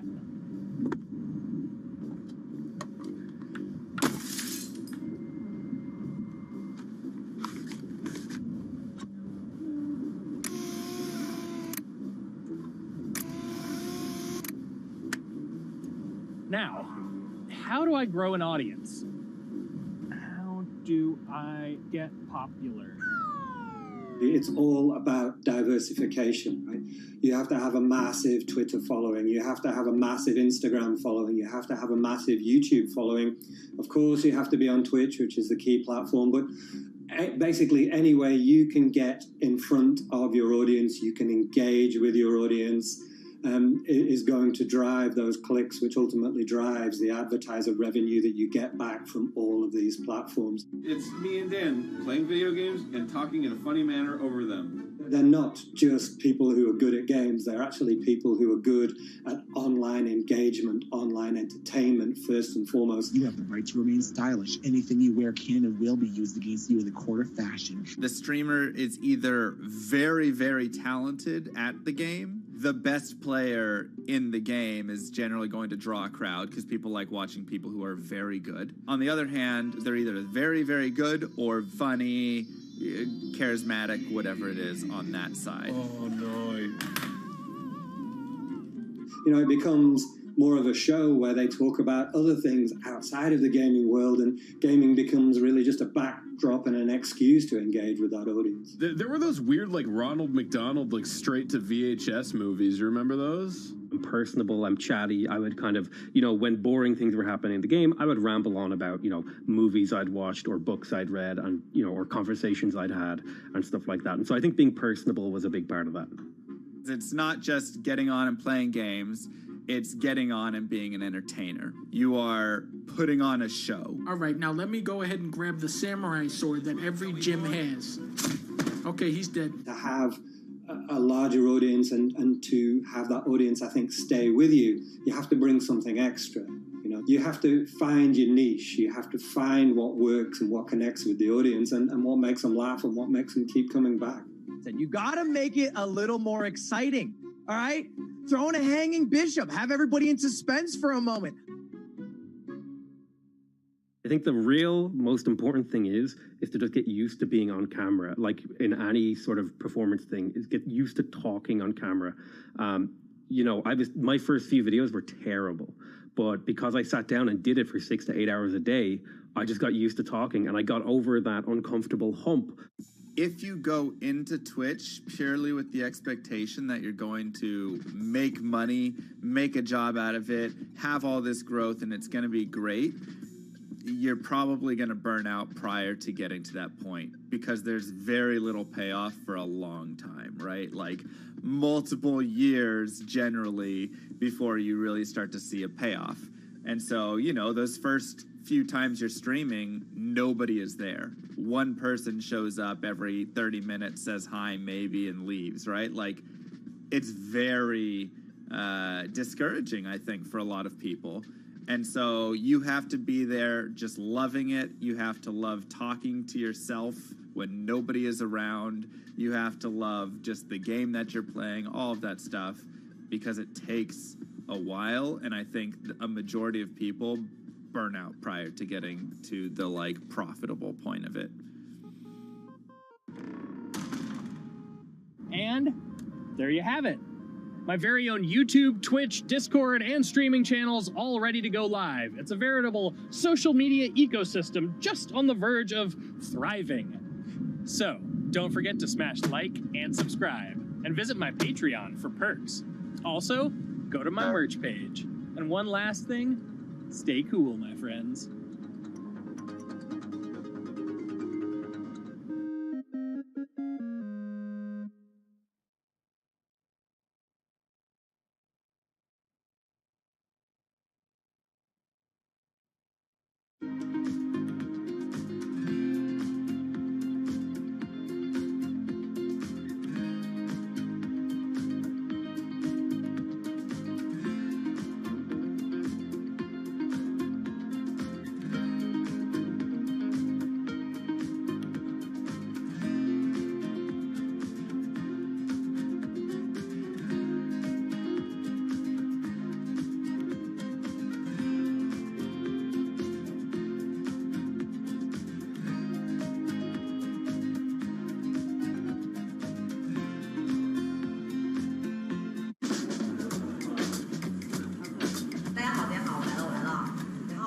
This is live stream shopping, one of the hottest trends in China.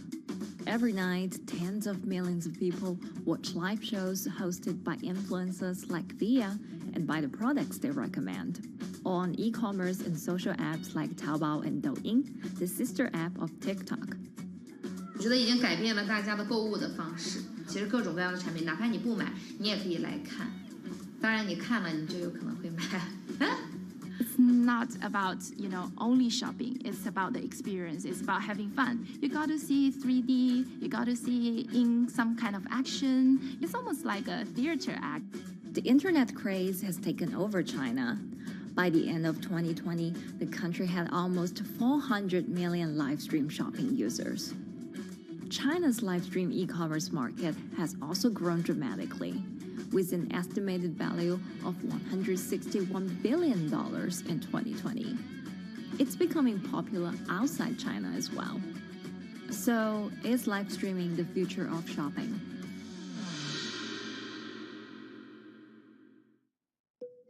Live streaming is not a new thing. In China, it started in 2015 with the rollout of 4G. And it was first used for entertainment and socializing. Many live streamers performed for their followers or chatted to them, making money by receiving virtual currency and gifts.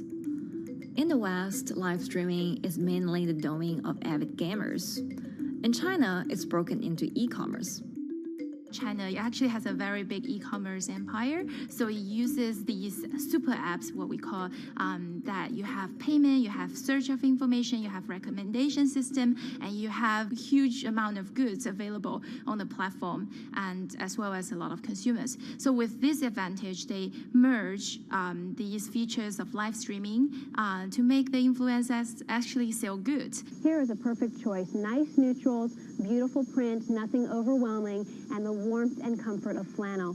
This is item. Traditional TV shopping involves a one-way direction, whereby a host introduces a product, demonstrates certain things, and say, call this number or something. But live stream shopping is live. That in itself is a very, very big difference. It causes different psychology. And live stream shopping is a very entertaining way of actually engaging someone else.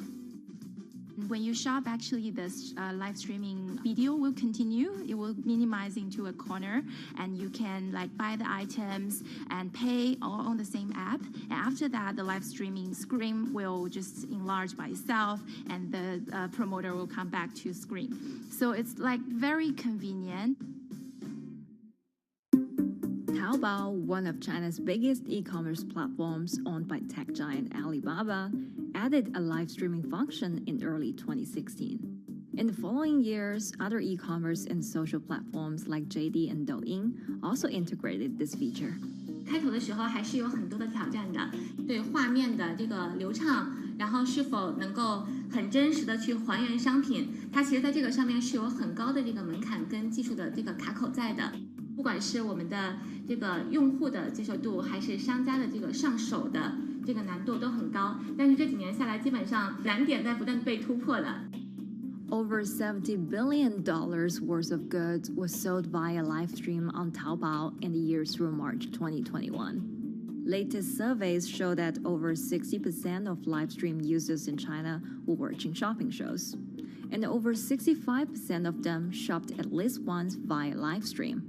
In 2020, live stream shopping got a huge boost during the pandemic, when millions of people were in lockdown and many retailers were pushed online. People, during the lockdown, felt like there's a need for more social interactions. This live platform creates an interesting kind of environment that gives people the sense that I'm actually interacting with you. And then live stream shopping brings in a lot more variety of things that people could buy and satisfy, the sense of like losing control, especially during the pandemic. At the heart of this craze are the top influencers who have tens of millions of followers and sell products worth millions of dollars every night. They often use their star power to get bargains from retailers, which in turn boosts their own sales and influence.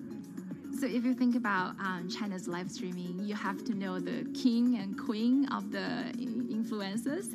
The queen of live streaming, Via, she is actually having the biggest viewership and the biggest sales volume for a long time on Taobao platform. She can sell everything from like Gucci sunglasses, lipsticks, homes, and cars. One time she offered her followers to go on a Tesla ride with her, and she even, for once, sold a rocket launch in her live streaming room for 40 million yuan. The king will be Li Jiaqi, more widely known as Lipstick's brother. He used to be a cosmetic sales before he turned into live streaming e-commerce, and he knows a lot about the cosmetics. So he's the one that will actually put the lipsticks on himself when he's on the show. Top live streamers like Via and Li Jiaqi have become celebrities in China and can earn millions of dollars a year. Although not everyone can be as popular, mid-ranking live streamers like Tiffany still earn a good income through sales commissions. 如果说单从收入方面来讲的话，那主播的收入是比普通的工作要高很多。但是呢，主播这个工作时刻对身体，包括对精神都有很大的一个考验的。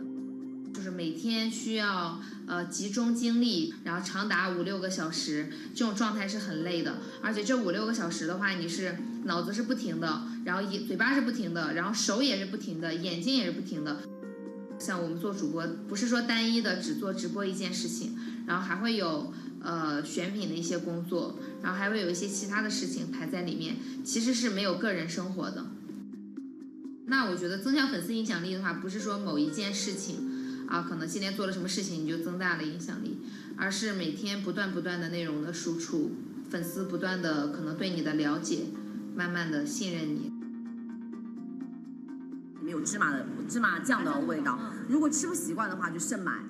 A lot of successful live streamers are generally very good at communication. They're very good at articulating very simply what a product does, what a product doesn't do. In order for them to sell, they need to be trustworthy and appear trustworthy, and they need to show in some ways that they're authentic, right? So for Via and Li Jiaqi, they are able to articulate that quite a bit through their body language, through what they say. For example, Li Jiaqi will also sometimes say bad things about certain products because to him that's his honest opinion, and sometimes people want to hear that.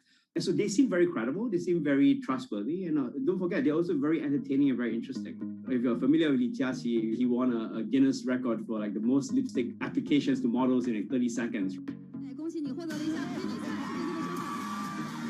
So if you're able to create a lot of buzz with interesting things that you do, people who may not want to buy lipsticks will also stream in just to watch what he does.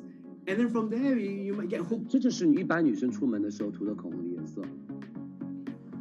Live streamers also use sales techniques such as limited time or supply. This sense of scarcity can often encourage viewers to buy. The platform in itself creates and enhances some of these things because you see it live.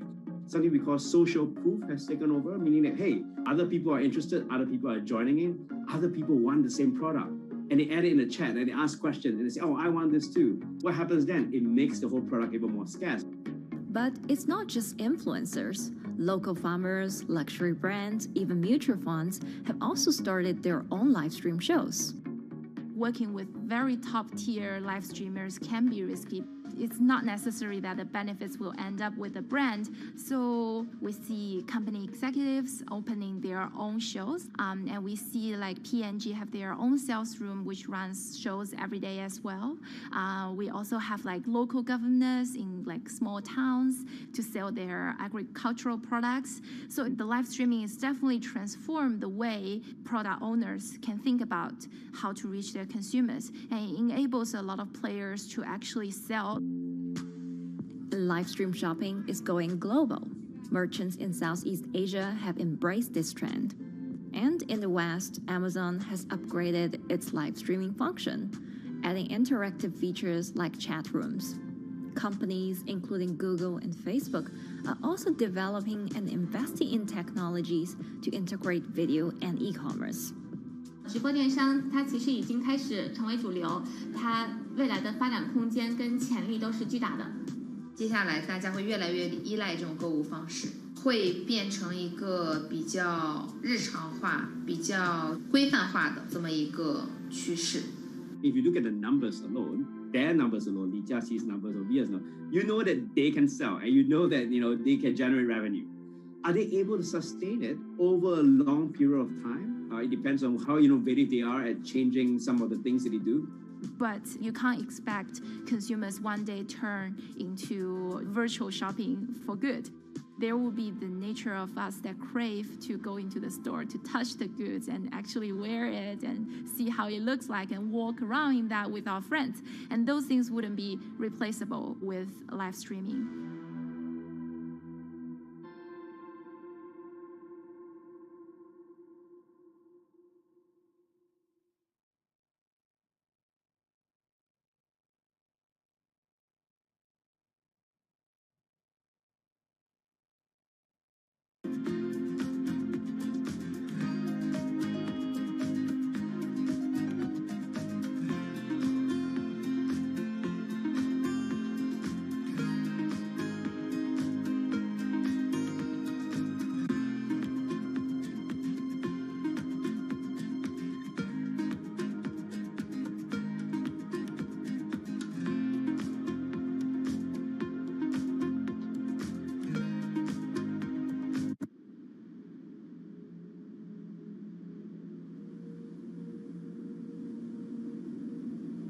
You could imagine that the oceans are actually the largest battery.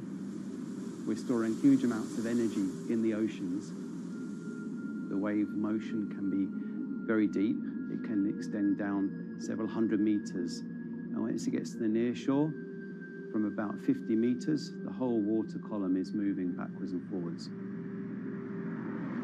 As we search for ways to reduce our reliance on fossil fuels, some are looking to a largely untapped potential source of renewable energy. In theory, waves off the coast of the United States alone could generate over 2 trillion kilowatt hours of electricity a year, enough to power more than half of the country. Waves intensify and subside not as quickly as the wind, and that means that it can produce a smoother power generation curve. One of the potential advantages of wave energy is that it could act as a complementary source of power compared to other renewables on the grid if it were to be scaled up to commercial scale.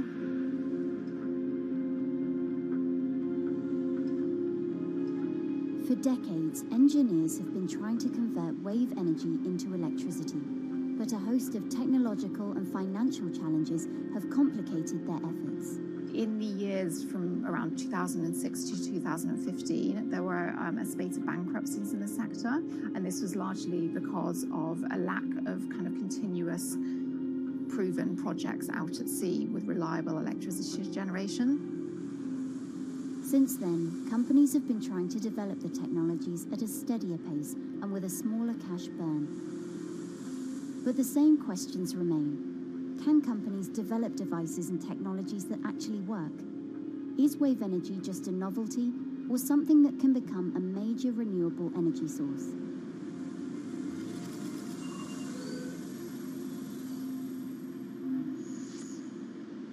the sea is a very challenging environment within which to operate a power project.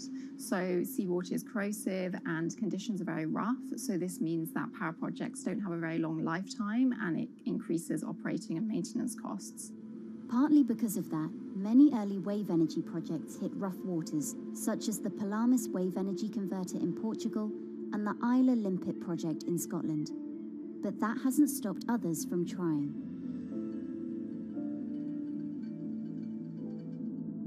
Companies are focused on testing projects out at sea, proving their durability, trying to raise capital and bring down cost.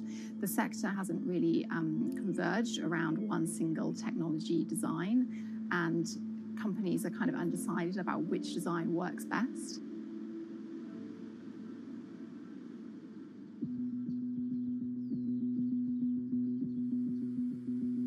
Finland-based AW Energy is a veteran in the sector.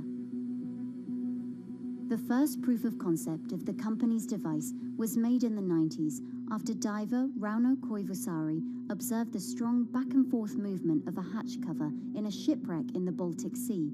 The waves are generated far from the coastline, so the wind blows on the surface of the water, causing the water particles to rotate, and that rotation extends deep down below the surface, and the waves can be very long. They can be several hundred meters long.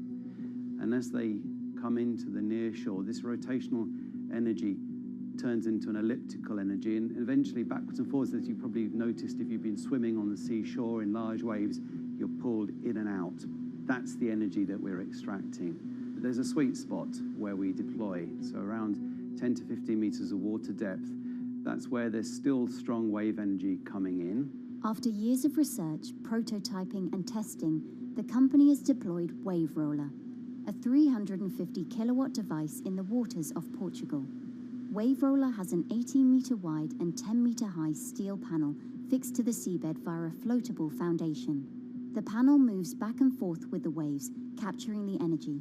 It's submerged in the depth of 15 meters, so it's protected from the extreme waves. We generate electricity by capturing the movement with hydraulic circuitry in a machine room underneath the surface. That hydraulic energy we turn to electricity with hydraulic accumulators and hydraulic motors, and also a generator.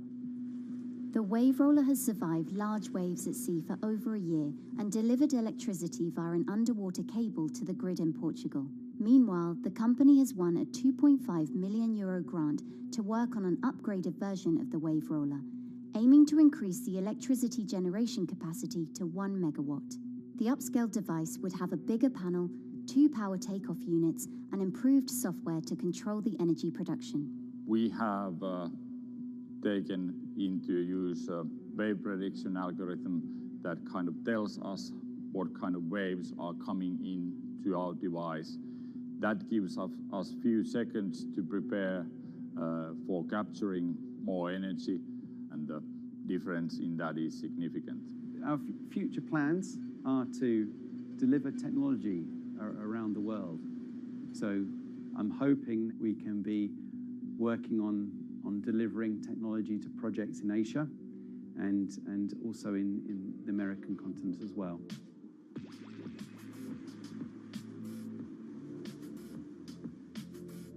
Meanwhile, Israeli company Eco Wave Power is taking a different approach to capturing the power of the ocean. For the company's founder, Ina Braverman, developing new sources of renewable energy is a personal mission. I was born in Ukraine in 1986, and 2 weeks after I was born, the Chernobyl nuclear reactor exploded, causing the largest in history nuclear disaster. I was one of the babies that got hurt from the negative effects of such explosion. I had a respiratory arrest and a clinical death. Luckily, my mother, a nurse, approached my crib on time and gave me a mouth-to-mouth resuscitation, which saved my life. I got a second chance in life and decided to do something good with it. Growing up, Ina wanted to be a politician to positively change the world. After working as a translator at a renewable energy company, she decided to change paths. solar and wind energy were fully commercialized, there were a lot of amazing technologies implemented everywhere, I saw that wave energy, although it's an immense source of electricity, the biggest companies in the world are trying to develop wave energy with no success. And there was kind of a race going on in the world of who is the company that is going to develop a viable wave energy solution first. In 2011, the then 24-year-old Inna co-founded EcoWave Power. Instead of installing devices offshore, the company's devices are attached to existing breakwaters, jetties, and piers. Our technology is very cost efficient, especially in comparison to the offshore technologies, because we don't need any ships, divers, underwater mooring or cables. We install on existing man-made structures, and all our expensive equipment, the generator, the hydraulic conversion unit, the automation, is located on land just like a regular power station. This is the EcoWave Power conversion unit that has been operating in Jaffa Port since 2014 until 2020. Here you can see how the technology works. Basically, the floaters are going up and down and pushing the hydro cylinders, which transmit biodegradable fluid into land-located accumulators.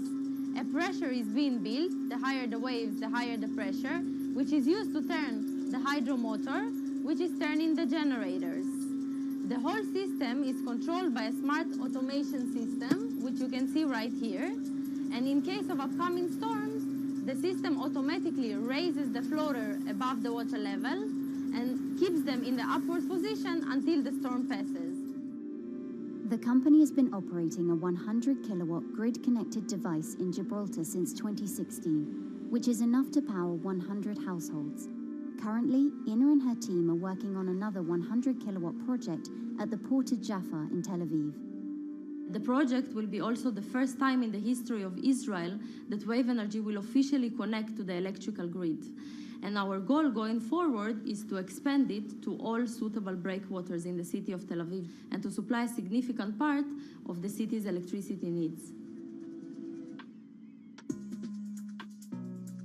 Today, engineers and entrepreneurs are still trying to crack wave energy. Globally, only a few hundred kilowatts of wave energy are deployed, compared with gigawatts of offshore wind. But the field has come a long way in recent years, and with the right engineering solutions, this new power source could eventually become competitive with more mature renewables like solar and wind. I would have a lot more confidence in the success of wave energy companies today as opposed to like 20 years ago. But in the next few years, or maybe the next couple of decades, it will be more likely to be used in remote locations like islands that are otherwise dependent on expensive diesel power, or out at sea on gas decommissioning rigs, or for powering underwater autonomous vehicles. So definitely, wave energy can compete with other renewable energy sources, but I personally believe that this is not a competition. In order to have a 100% renewable energy-friendly world, we need all renewable energy sources to work together.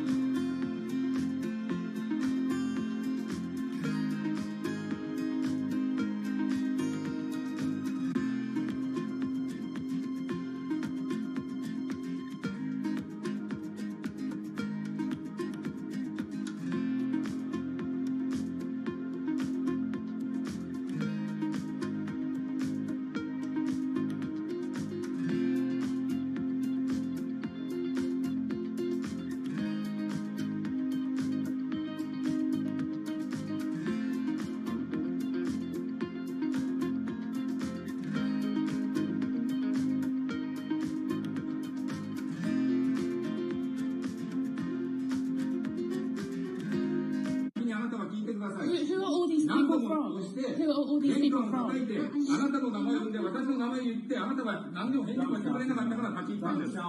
So can you please tell me? I'm not going to... please wait.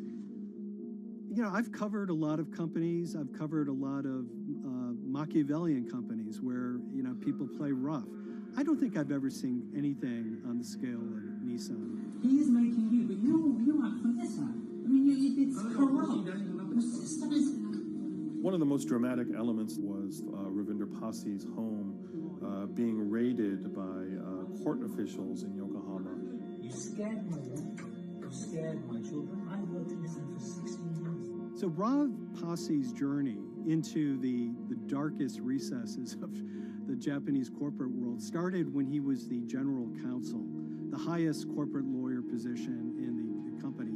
In the past few minutes, Nissan has revealed that its chairman has been arrested after allegations of serious misconduct. He was tasked with investigating Carlos Ghosn. And he was told, conduct an internal investigation and get to the heart of the matter.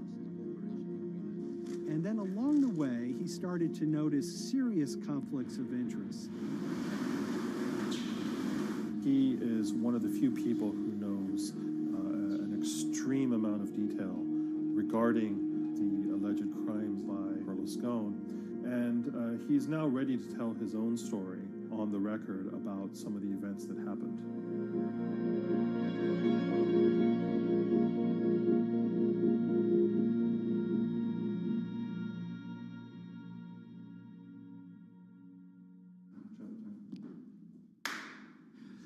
My name is Ravinder Passi. I'm the former Global General Counsel of Nissan Motor Co. Limited. And you could say, yes, I had a front row seat in terms of what was going on. When Carlos Ghosn saved Nissan years ago, he was depicted in Japanese comic books as this hero, and now maybe we'll see comic books where he's the villain. In corporate Japan, Nissan was quite an unusual company. It was led for 2 decades by a non-Japanese executive.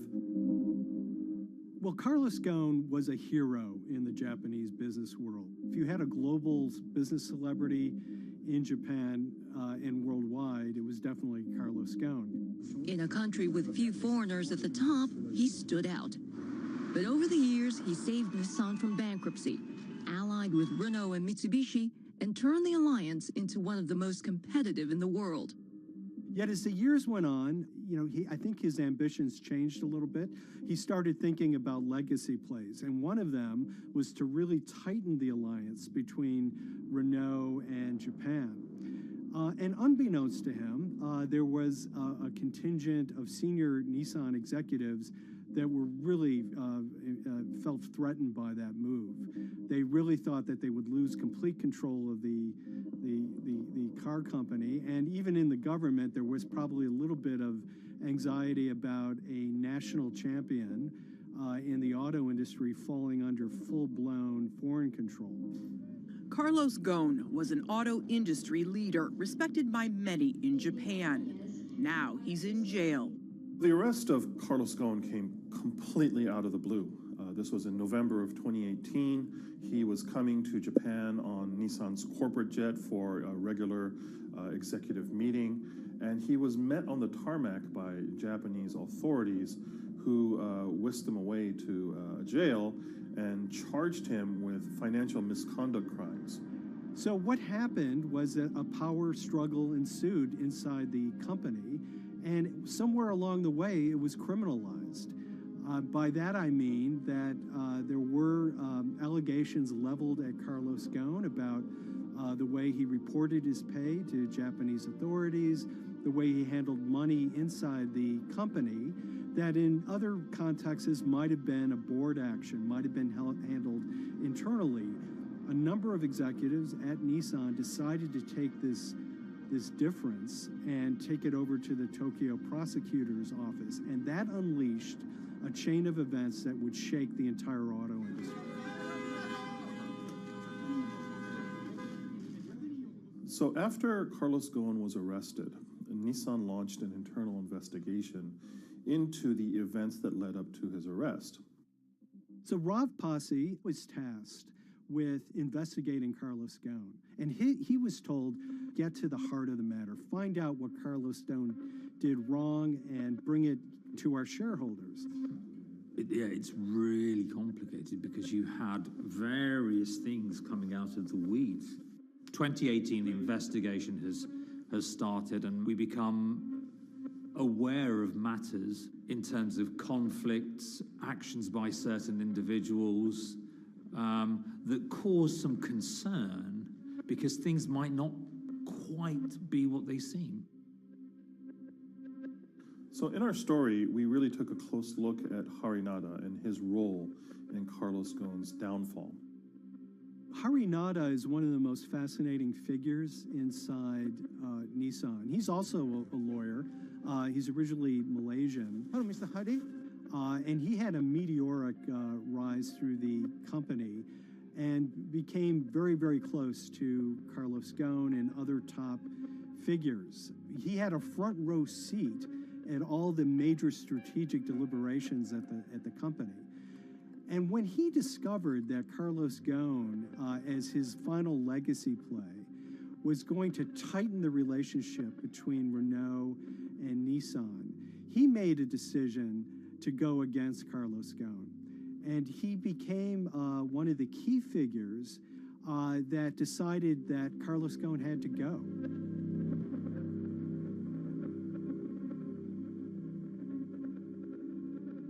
Harinada was somebody who actually recruited me into the company, so I have a long-standing relationship with him, or did have a long-standing relationship with him.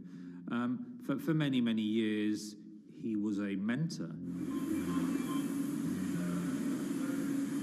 I had doubts about the credibility of the process right at the start.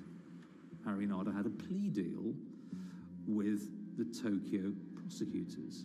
Now, that suggests he was intrinsically involved in some of the wrongdoing, or the allegations of wrongdoing, and it just didn't smell right, just doesn't sit right. So there was a basic conflict of interest. In other words, Harinada had to deliver results to Japanese prosecutors to avoid his own criminal liability, and he's accusing and leading the investigation of Carlos Ghosn.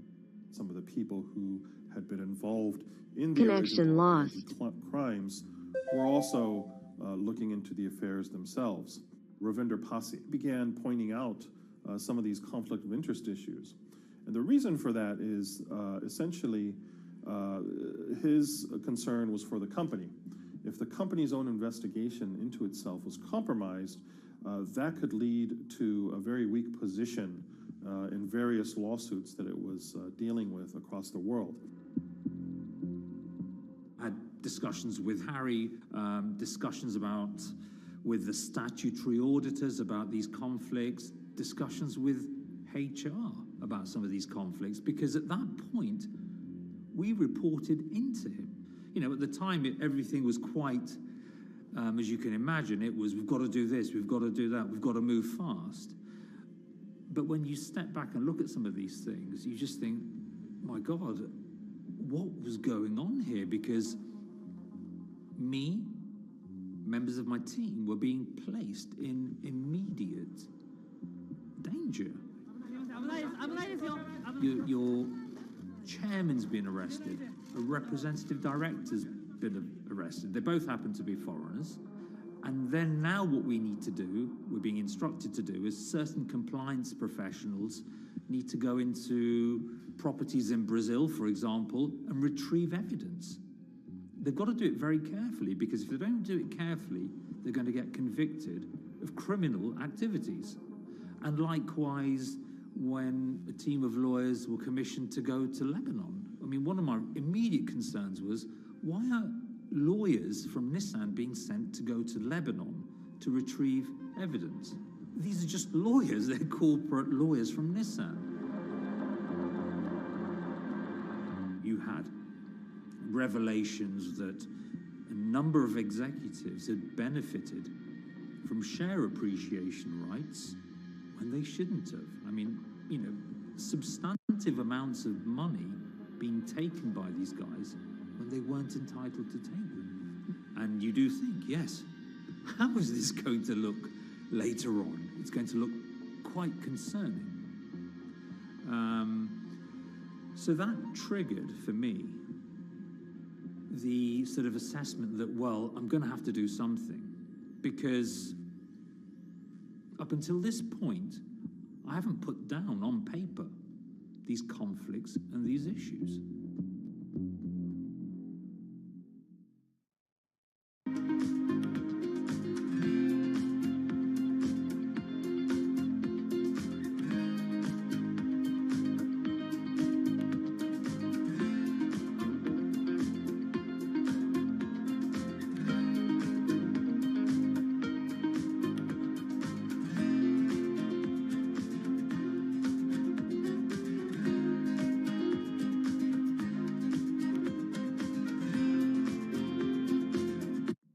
So Rav Pasi makes a fateful move. He writes this letter to the board listing every suspicion he has in great detail, backed up by evidence, backed up by memos, of why this internal investigation had serious problems.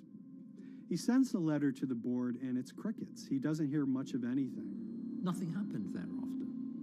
Nothing at all. Just like it just gone into a black box.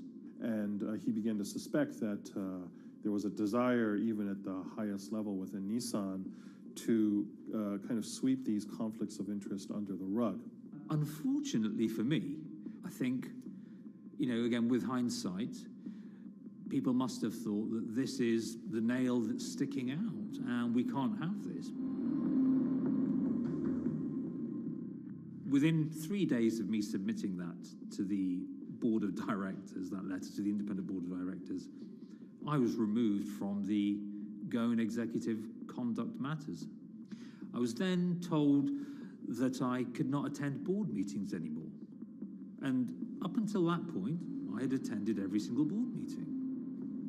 I was then also told that after 8 years of being in Japan, I'd be going back to the UK. It eventually transpired that I'd be the VP of Projects and Transformation, managing a team of 3. So you can imagine what this feels like at this stage. Almost an arbitrary removal from Japan, where I've lived for 8 years, had 3 children there, my family has grown up, and we've been settled there, having a few months earlier been promoted to vice president at a global level, to being almost demoted. So Pasi was essentially being reassigned to get him as far away from the internal investigation as possible, and also to a certain extent in retaliation to some of the issues that he brought up regarding the internal investigation and Harinada. What happened to Rav Pasi can be seen as a series of corporate humiliations. I mean, first of all, his immediate responsibilities were taken away from him. Eventually, he lost, the coveted general counsel title. But it didn't stop there. Toward the end of his stay in Japan, Rav and his wife were convinced that they were being followed. During that period, I'd noticed that whilst driving my car, I'd have other cars following me. First time I noticed this was around mid-March, and I was driving, I can't remember where I was going, but this grey van, small van, just literally started following me. And I noticed that there was somebody in the car taking pictures. And lo and behold, we were absolutely being followed either by people on foot or other individuals, 2 or 3, normally 2 burly men in a car, different cars at different times, following us around. They were following the family as well. And, given I'd seen the Nissan security department behave in a very, very egregious manner with others in terms of following and surveilling, I was very concerned as to what they were doing and who they were giving this information to. Because if they're giving this information to the authorities, you do think, why? What's going on here? I mean, this is just not normal behavior. And this all culminated in a rather dramatic event in the middle of 2020. Who are you people? Where Nissan had hired a legal team and had obtained an unusual court order from the district court in Yokohama to basically do a search of his home and seizure of his corporate laptop and phone and other documents. If you don't let us in now, we have to break this key. So it's a pretty extreme way to treat someone who'd spent 16 years at the company. These people have all come in. We don't really know who they are, apart from the fact that I've been shown a badge that says the Yokohama court. And they're here to recover a laptop and a mobile phone. It was even more weird because I'd highlighted to the directors that certain Nissan executives were trying to recover this laptop and this phone whilst I was still in Japan. And I was very concerned because it had evidence on there that related to misconduct matters and other forms of inappropriate conduct. It was just another form of intimidation, another form of harassment, forcing me almost to leave the company and the country. Because once they'd retained and obtained these items, we were still followed, which, again, I just couldn't understand. What is the point of doing that? You know, this isn't a car company. This is not the KGB.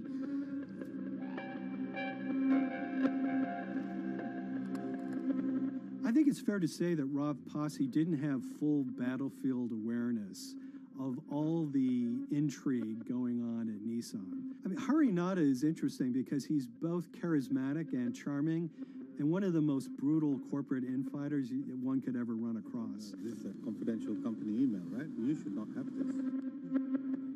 If he had fallen into line, he would probably still have his job at Nissan, be paid very well, and continued his work. A career that he spent 16 years building at Nissan is irretrievably broken. It's been smashed to smithereens. He and his family paid a huge price, certainly. But in terms of being able to sleep at night, I think, he's come out ahead. I highlighted issues to the highest levels of the company so that they could be dealt with appropriately by those in charge. There was no response to those, and there was retaliation against me. What's really profound, like absolutely profound, is that none of your colleagues, I mean people who you have known for years, forget it. Yeah. You're on your own. Yeah. And you got to be ready for that. You've got to be ready for that. If you take it on anyway.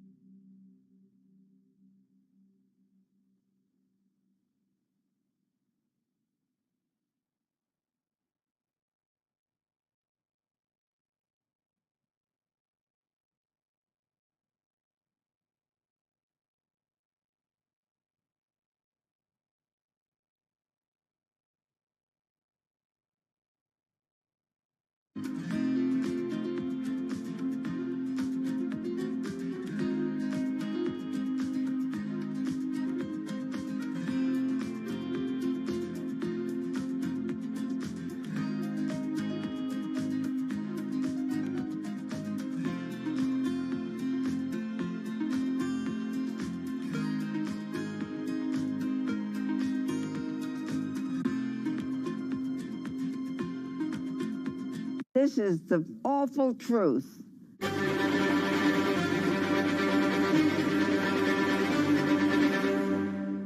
There's always someone in the family that's pushing it.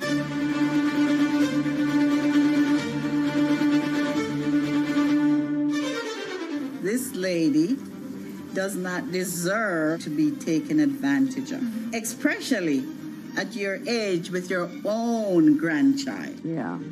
My grandma is having to sue them. I'm testifying against them. Nobody's talking. They're one floor below right now. I get afraid to go on the elevator. It's sad that it had to devolve to this. It's like a soap opera to me. It's a very sad thing. It's a family feud. A family feud. Here's a family that, on paper, you would think has the wealth that so many people seek, yet at the end of the day, it seemed to sort of rip everybody apart.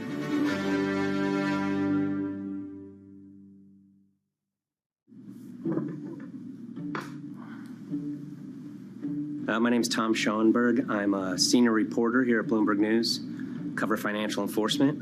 I was approached by someone close to the Schottenstein family and asked whether or not I would be interested in writing about Beverly Schottenstein and this case that she had against J.P. Morgan. And it was immediately clear that there was a great story here to be told.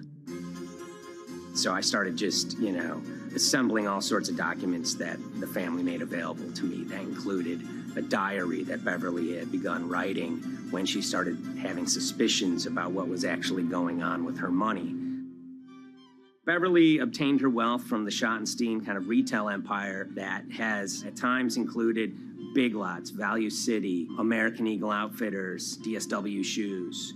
Beverly's husband died, and at which point they sold off their portion of the company, bringing them an enormous amount of wealth at around 1990. Estimates of her wealth were around $90 million.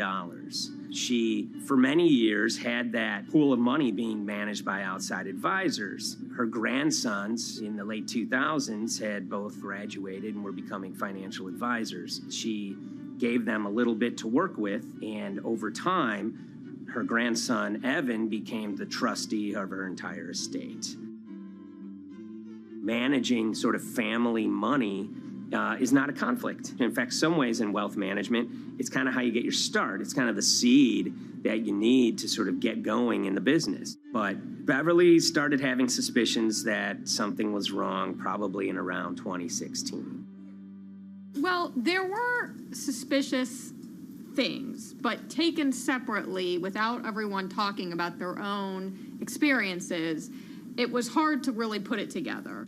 She had written a check to her caretaker, Dawn, that bounced. So she went down to her local Chase branch to sort of find out what was going on. She wasn't getting paper statements in the mail, so she asked them to print out a number of her statements having to do with her checking account and her credit card account. So we went to the bank and asked for the statements. And she got a whole year and going through all of them, page by page by page. And it was there she saw all sorts of charges that she said she didn't authorize or didn't know about. I was becoming very, very suspicious. I was starting to look in the money part, and that's what bothered me more when I saw that money was going, and I was not a big spender. Around the same time, Dawn, she starts noticing Beverly's son, who lived in the condominium below her, came up with Evan with a shredder and started grabbing papers in her office area, including some with J.P. Morgan letterhead, and just started sitting at the kitchen table just shredding documents over and over. Yeah, they came in one morning. They used to do it in the back. Through the back door, and they brought the shredder inside. And then they went in the drawers in the office and took out all the papers, and they started doing it. I was very suspicious because I know you don't go around and destroying papers. Beverly said that they had done this many times before. That's when she said to me, Dawn, I'm going to write my feelings in this black book. Diary. And it's a diary, and she started writing. Each day she would write a little at a time. Around the holidays of 2018, a package had arrived, a FedEx package, and in it were materials about a venture capital fund based out of the Cayman Islands. Dawn and some other family members take a look at this, and they see that Beverly is signed up for this fund to the tune of $5 million over the course of several years. And that was really the beginning of it. That was sort of the tip of the iceberg when it became obvious that something was going on, that my grandmother really wasn't aware of this fund. You know, Beverly started to panic. She got really upset and called, JP Morgan's headquarters in New York and asked for Jamie Dimon. She said she was told someone would call her back, but she says that never happened. She wrote a letter to Evan and Avi, and in there she laid out a number of things that were concerning her: unauthorized trading, the checking account. She had about $1 million worth of jewelry in a safe deposit box, and that her son Bobby had the key to that box, and that jewelry had gone missing. All this was kind of packaged in this, 5-page handwritten amendment to a will and trust. There's such an evolving narrative about why the jewelry was taken. The only truth we really know is that the jewelry is gone. But why it happened, there have been a lot of different stories. You just don't take your mother's wonderful things and hand it out. And they emailed that note to JP Morgan to seize all activity on her account. And it ended up setting off a firestorm after that. As soon as they got this email that there was a cease and desist and that she wanted to send her money and change brokerage firms, they were actually vacationing one floor below downstairs. They're there right now. The next day, Beverly's in her place. The granddaughter's still in her place visiting. Dawn is there, and up comes Bobby kind of barging through the door. And he's screaming about what was sent to the JP Morgan. They're now investigating them. And he's furious, takes his mother and sort of puts her into a chair, gets pen and paper, and she says physically forced her to write a retraction letter. They were pushing me around. It was a scary time. I was really afraid too. I had to take her to the doctor, and she did an x-ray because she was in so much pain. The locks had to be changed. The phone number had to be changed. I really thought we were going to have to hire guards to be outside just for protection. Oh, it was terrible. Horrible scene. Beverly brought her case before the Financial Industry Regulatory Authorities, usually known as FINRA. It took several months of hearings. She sees all sorts of transactions that's going on, hundreds of them that she claims that she never knew about, never authorized, but yet were logged in JP Morgan's files as having been direct requests from her. That included the sale of a large amount of Apple stock worth several $1 million, as well as all her stock in Big Lots. Over the course of their time with JP Morgan, Evan and Avi were making all sorts of trading on her account that was generating millions of dollars in commissions for themselves and the bank, yet she was not sort of getting any of the type of gains that you would expect sort of an $80 million account in a bullish market to be able to get. They issued a ruling entirely in her favor, finding that her grandsons, as well as JP Morgan, they were liable for violating their fiduciary duty, misrepresenting themselves, and they also found that the bank and her grandson, Evan, were liable for elder abuse. Evan and Avi, they were fired from JP Morgan. They issued an award of about $19 million. I reached out for comment, and JP Morgan emphasized that Evan and Avi were no longer with the firm and that their actions do not represent the sort of values of the bank. I reached out to Evan and Avi, heard back from their lawyer saying that, they disagree with the law and the facts that FINRA kind of used to decide the case against them and are seeing if they can have it withdrawn. Her son, Bobby, wrote her a letter, said his sons weren't criminals, and he also admits to taking her jewelry. And he says he needed it to pay off some bad business debts he had. They never once came up to say, I'm sorry. If there had been an apology and some acceptance, and asking for forgiveness from my grandmother, I don't think we'd be in the position that we are now. Since the piece came out, we've received dozens of messages from people, many of whom are telling their own sort of personal tales of, kind of financial advisors gone bad, or family members who got control of an estate and abused, those within.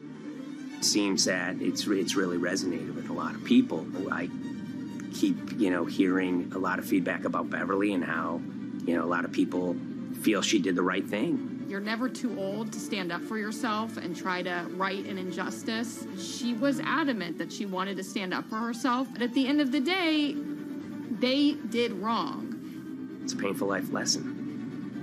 Beverly taught them that you don't mess with grandma.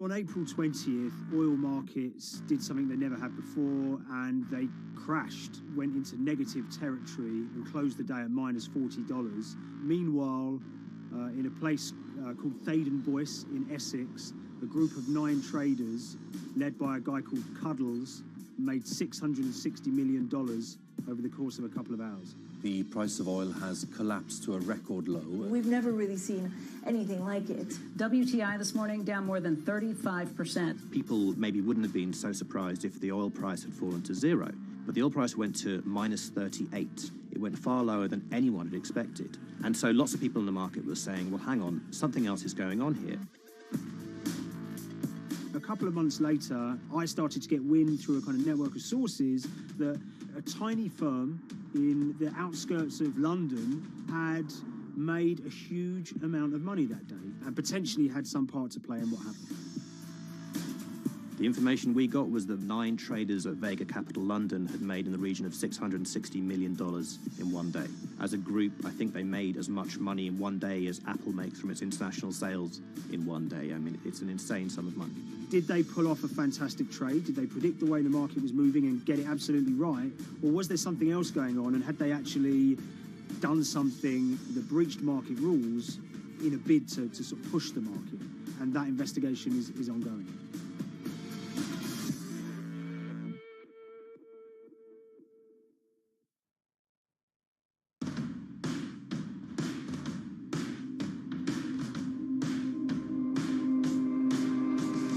So Paul Commins is a trader who cut his teeth in the pits in the 80s and 90s when everyone had a nickname. His was Cuddles. If you can imagine, that was a very sort of cutthroat type of world where people are doing, hundreds of thousands and millions of dollars trades by shouting at each other, giving hand signals, and then sort of scrawling on scraps of paper. The culture of the trading pits in London was very influenced by the working class guys who became traders there. They weren't like the city bankers that had gone before them. They weren't usually Oxford or Cambridge. They didn't wear Savile Row suits. They were ordinary working guys who happened to have a talent for trading. And a lot of them came from Essex. I think it was 400 traders in the pits, and Cuddles in his oil and gas pit was described to us as amongst the top 3. Amongst that, was very successful and made very large amounts of money as a young man. But inevitably, mechanization and the arrival of electronic markets was the kind of death knell for the pits. And in 2005, the IPE closed down. And when the pits shut down, a lot of the traders who worked there lost their jobs or quit or went to work for financial institutions. But Paul Commins decided to start his own trading collective out in Essex. Some of them are ex-pit guys, cut from the same cloth as him. Lots of them are actually sort of in their 20s, and they're his, drinking buddy's son, or they're his own kids' friends from football. They're young lads, hungry and ambitious, and he brings them into the fold. And fairly shortly, he's got, maybe a dozen or so traders that they're independent, let's be clear, but they're all part of this collective.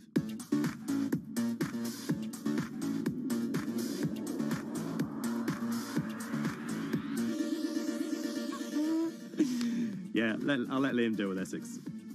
I am from Essex, so I feel like I'm free to, to get into this. Sweet, as they say. If you were to ask someone in Britain how they would imagine a kind of Essex person, they would see someone who's maybe slightly flamboyant, with a sort of Cockney accent, a sort of Guy Ritchie-style accent.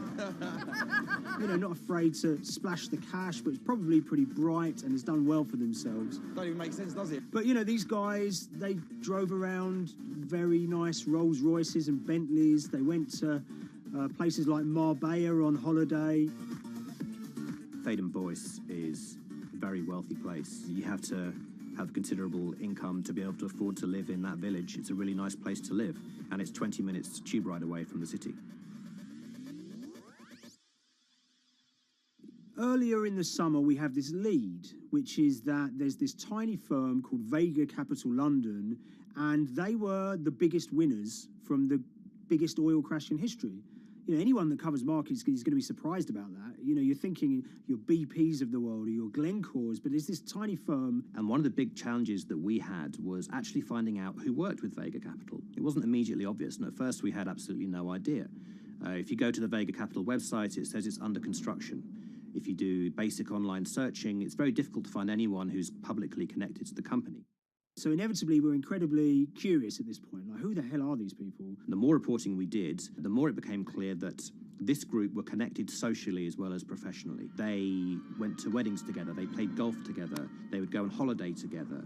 We found out that a number of them were members of the West Ham Supporters Club in London. A few of them started companies together, so you could see all the connections between them and start to see a distinct group emerging. And it really just was this kind of shock that, this wasn't just like a hedge fund or a firm you'd never heard of. This was actually a group of buddies who all had the same experience on this day and had all made a huge amount of money. So if you're an oil trader, there's a number of different ways you can trade, and probably the most popular is WTI futures contracts.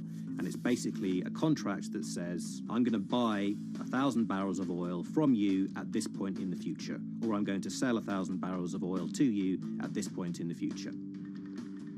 It's actually just a financial contract to gamble on to predict whether oil is going to go up or down. On the 20th of April in Essex, there had been signals for a while that this was going to be an exceptional day in oil markets. And we know that some of them arose early and started their trading in the early hours of the morning while it was still dark outside.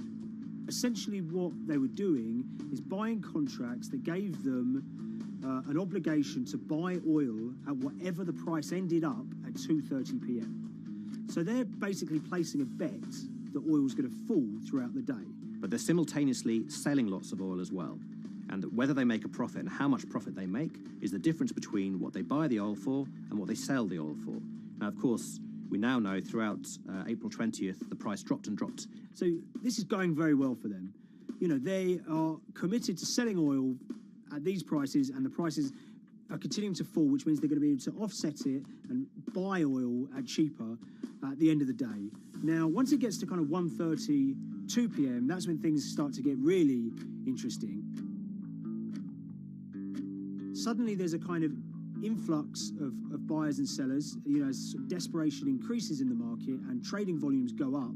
Now at 2:08 p.m. exactly, something bizarre and unprecedented happened, which is that oil passes into negative territory. And it fell to a record level of minus $38. We've never seen anything like it, period, in terms of the contraction of the global economy. That huge gulf between what they were buying the oil for and what they were selling it for enabled them to make more money than they ever thought possible. So their profit was the difference between minus 37, and all of these positive numbers on every contract they sold. The price of crude briefly hit minus $37 a barrel. For one group of traders operating from a small office, it was a very, very profitable day. It's important to remember this had never happened before in the history of oil trading. No one could have predicted it. I can't think of another example of where you enter a trade and you get paid on both sides. You get paid both to sell and to buy. It's unthinkable.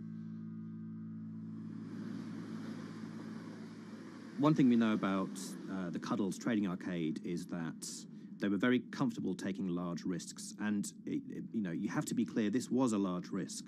Yeah, we spoke to oil traders, both people that know these guys and people that don't, and they all say that this is, incredibly risky. And that's actually what stops a lot of oil traders doing trading like this. They simply aren't willing to stomach the risk. But Cuddles and his friends were. So when the kind of final calculations came down, the group of the 9 most profitable traders made $660 million or thereabouts between them. I mean, if you can imagine, I think 3 or 4 of them made in excess of 100 million each. One of the astonishing things about this trade is that 2 of the individuals who made more than $100 million in a single day were in their 20s. One of them was 22 years old. Only a few years earlier, he'd been posting on his social media about doing teenage stuff with his mates in town and going to see girls and rap music. And here he is a few years later making $100 million in a single day's trading. When me and Liam discovered that, we couldn't believe it. We couldn't believe what we were seeing.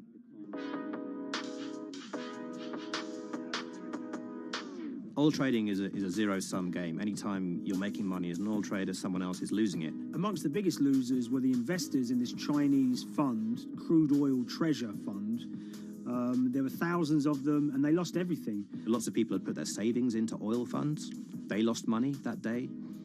Big banks and brokers who sort of stand in the middle of trading parties, they lost money that day. And another interesting thing is that oil-producing countries like Kuwait or Canada, they sell oil as an average of the WTI closing price over the preceding month. So the fact that one of those numbers in that average was minus 37 meant, if you can imagine, countries like Saudi Arabia and Kuwait potentially lost a couple of dollars on every single barrel of oil they sold that month. Vega Capital's traders made such an extraordinary sum of money that it was inevitable there would be some scrutiny of what they did. But it wasn't just the sums of money they made. In the vital half an hour before the settlement price was set, they were by far the biggest sellers of oil futures in the market, which is an incredible thing to think about when you consider that the other participants in that oil market are going to be the world's biggest banks, oil majors, BP and Shell, and here you have a group of 9 guys in Essex who are having this significant influence over a global market for oil. I mean, I think you have to assume that if these guys had made $7 million or $10 million, they probably would be celebrating in Essex right now. But the fact that they made closer to $700 million has meant that they are facing understandable scrutiny. We wrote individually to all the Vega traders who did exceptionally well that day, and we got a letter in response from a law firm representing the group. And the law firm was at pains to point out, number one, that they haven't been accused of any wrongdoing, that they all traded independently and separately, and they'd basically all made up their own minds that this was what was going to happen in oil markets based on publicly available knowledge, and decided to execute this trade. What I love about these stories is there's a real variance of opinion, and some people will look at what happened and think that must be dodgy. They all traded at the end of the day. They all made a huge amount of money while all these people lost. That's shocking. But lots of people say these guys are at acute disadvantage. They're in a market that's inhabited by, huge technology-driven funds and firms and oil giants that have got all the advantages in the world, and when you get a bunch of Essex geezers who essentially beat the market and find a way to make a huge amount of money, they should get a pat on the back, really, because that's the dream. Since this happened, a lot of the guys have stopped trading the monthly settlements that they'd done so well at in the past. Several of them have set up new companies. They've essentially gone very quiet. Any kind of social media presence they had has kind of closed down. By all accounts, they're, waiting this out. It's certainly too early to try and predict how the regulatory investigations are going to pan out. We just don't know. There's a number of potential outcomes for these guys. Potential punishments if there are any findings of manipulation against Vega or anyone affiliated with it might be you could be fined, you could be banned from trading, and in the most extreme cases there have even been criminal prosecutions in the past of people who have been found to have been manipulating the settlement and misconduct related to trade at settlement. There are other outcomes too. One obvious one is going to be that they're able to walk away from this life-changing trade with all the money that they made and celebrated as heroes in the trading community. That they'll go down as legends.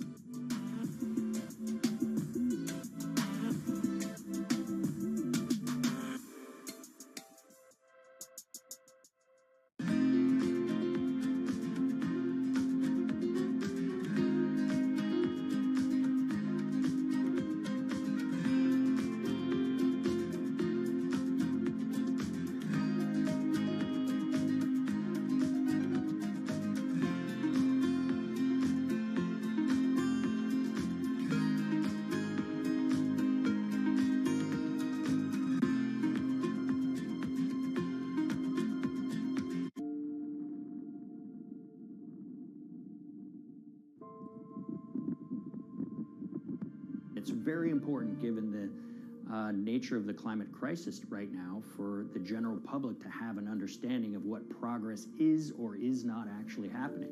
And I think many readers right now, they'll see these hundreds and hundreds of companies making these big, bold climate claims. And they would be forgiven to think that we're well on our way to meeting the emission reduction trajectory we need to be on. And the reality of the matter is we're just not on that trajectory. And a key reason for this sort of disconnect is the use of offsets that aren't doing what they claim to be doing. We have a massive potential for sort of willful blindness. We can convince ourselves of things regardless of what the facts are. And so that's what tends to happen in these cases. It's not that anybody is setting out to commit climate fraud. They sort of walk themselves into a situation and they convince themselves of one thing, and that allows them to convince themselves of another thing. But at the end of the day, they're doing something that makes no sense at all.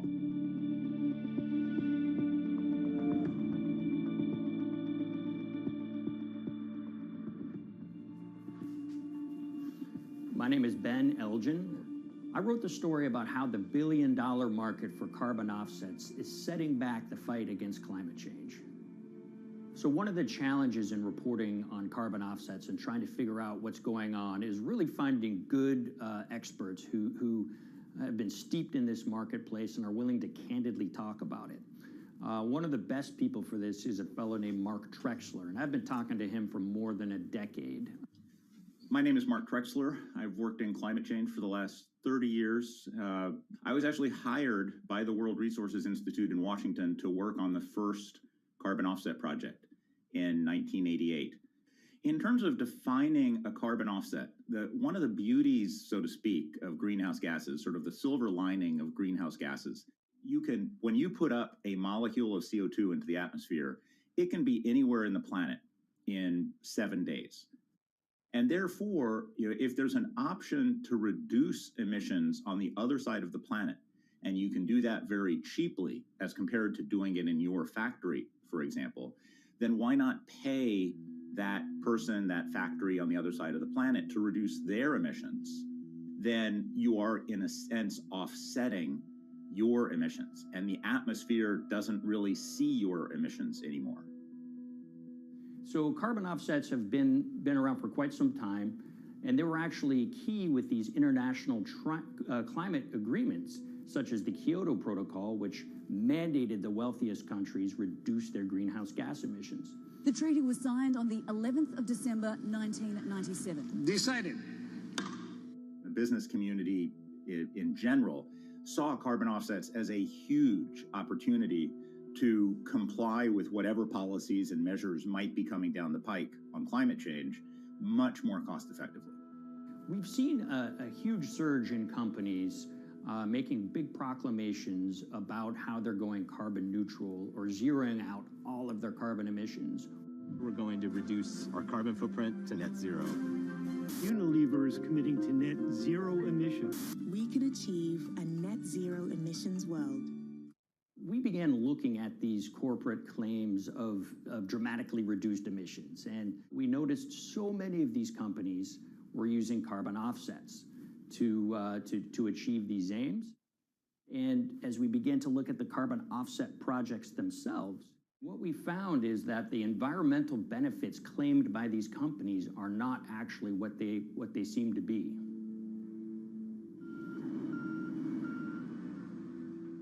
And as we sort of saw and spotted a number of these very aggressive carbon offset projects, which appeared to be generating inflated credits or bogus credits, we saw a number of them were associated with the Nature Conservancy. This surprised us. The Nature Conservancy is the world's biggest environmental group. They have about $1 billion a year in revenues, and they've been around for 7 decades. They've preserved about 125 million acres of land, and they've done so many good works over the years, and they've been very strong in terms of working with corporate partners. The Nature Conservancy has taken a different approach, a very pragmatic and pro-business approach. They will not go out and criticize a big polluter, but they're very happy to work with them. Some might say that, well, that's selling out, but others would say, and those at the Nature Conservancy would say, these companies have deep pockets. They can help fund important preservation work, and we have absolutely no problem working with them on this stuff. So companies are very warm, and they've partnered with the Nature Conservancy for many years. And yeah, it definitely lends a sheen of credibility to these projects. Here's 20 new reasons to visit Disney World this year. 1, 2, 3. If you look at, for instance, Disney, that's a sprawling company with theme parks and cruise lines that burn up diesel fuel. They have office buildings and television studios that consume electricity. So these companies are trying to make major reductions in their carbon footprints, but it's very difficult to change these fundamental ways their businesses operate. So Disney has been a big buyer of carbon offsets that are orchestrated by the Nature Conservancy. One of the projects that they buy from is called Pennsylvania Ridges. And that's a plot of land. Most of the land is actually about a 3-hour drive outside of Philadelphia. Interestingly, this land, 3,000 of these acres, was actually acquired by the Nature Conservancy in the late 1990s. This land was imminently threatened. There was a pending logging contract on this land. So they do what they've done so well for all of these years, which is they go out, they raise money from local philanthropists, and they go buy this land to protect it from developers and loggers. And at the time, according to an archived version of the Nature Conservancy's website, when they were proudly announcing this deal, they said, these threats have been abated because of this acquisition by the Nature Conservancy. So it's really interesting now, fast forward 2 decades to earlier this year when they put forward this carbon project. And if you look through it, this land is a key part of that carbon project. And what they're now saying is this land is now, once again, imminently threatened. 72% of the trees are going to be cut within 5 years. Now, this is just astounding because this land is owned by the Nature Conservancy. They do not clear-cut land that they've bought through philanthropic donations.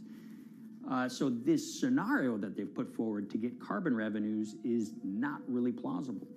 And what that means is when you have Disney coming in and buying these credits, when it eventually lowers its carbon footprint because of these credits, well, that won't be a credible or truthful claim by Disney.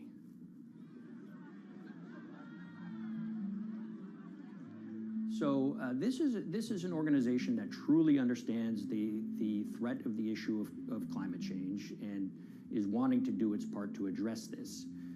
However, in this situation, it just appears their drive, which they've had for decades, to increase the amount of revenues that it can use for land preservation work, Nature Conservancy and many others see that the carbon credits as a pot of money that they can tap into to further their own benevolent aims.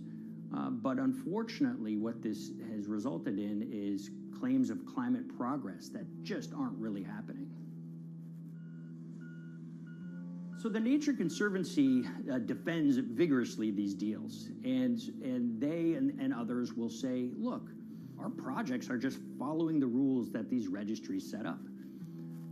So some would also put some of the blame on the registries themselves because they're setting up the rules which allow these vapid projects to get up and sold.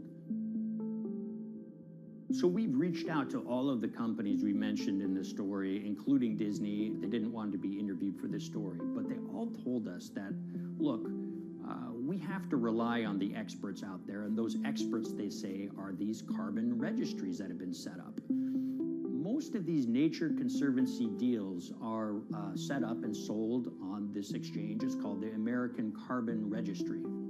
Now, it's the oldest of these registries that allow voluntary carbon credits to be sold. They've been around since 1996. What these offset registries do is they set up rules, and any carbon offset project has to follow those rules. But there's this tension that's always there. If the rules are too strict, then it's going to be very hard for carbon offset projects to get up and running. So there's this balance going on where the registries want rules that attract projects, but they don't want it to be so strict where it will disincentivize projects from getting listed. One of the challenges with designing carbon offset systems is that there are normally two people at the table. You have buyers and you have sellers. And to some extent, you have policymakers, but you know, the buyers and the sellers are really the ones with the expertise, with the incentive to really participate hard, make a lot of things happen. And the challenge there is that both of them sort of want the same thing, or they're both happy with the same thing. They're happy with low-cost offsets and a lot of them, because that works for their business model. You end up, though, with nobody really representing the atmosphere, so to speak. Nobody's really representing the climate in those discussions. And so the policies end up biasing the whole system, and you end up in sort of a race to the bottom, and that's what we've seen happen. You know, when it comes specifically to the topic of carbon offsets, you know, I am a fan of carbon offsets in the sense that they can help mitigate climate change. They absolutely can. But, you know, if we're not going to do it correctly in a way that actually does help mitigate climate change, then it's nothing but a distraction. And, you know, after 30 years, you have to start wondering, is it really just a distraction? And that's really unfortunate, but that's where we are. Ultimately, what needs to happen is systemic change. You know, we're sort of nibbling around the edges with some of these different things. We need to change how we produce energy. We need to change how we transport ourselves. We need to change what and how we eat. You know, we need systemic change associated with transitioning to a low carbon economy. A lot of what we're doing today is not promoting systemic change. It's sort of trying to stick your thumb in the dike to preserve the current system. And at the end of the day, that can't really work.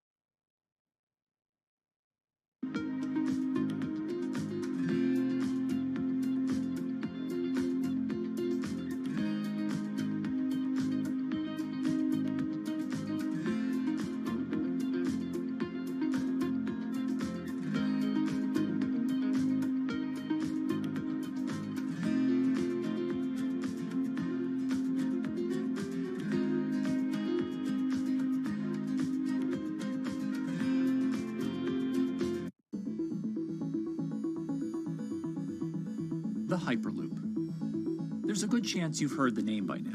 This is the Hyperloop system. It can take people hundreds of miles in minutes. The Hyperloop, a series of tubes that would transport people in pods at ultra-high speeds over long distances. This is a remarkable new form of transportation that can whisk people from city to city in a flash. 29 minutes from New York to D.C., 30 minutes from L.A. to San Francisco. For years, we've been seeing these futuristic, utopian renderings of some cross between a spaceship and a monorail. But lately, the Hyperloop is becoming much more real. Yes.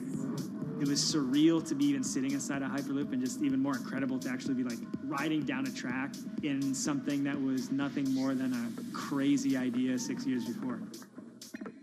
Companies all around the world have been developing and testing the technology needed to propel passengers at speeds of over 1,000 kilometers per hour. But for many, speed is only the first step to unlocking the full transformational effects of a new mode of transportation. Fast is what we just sort of take for granted in the Hyperloop world. It's the network effects that really deliver the benefit. And that opens up a completely different scale of economic opportunity.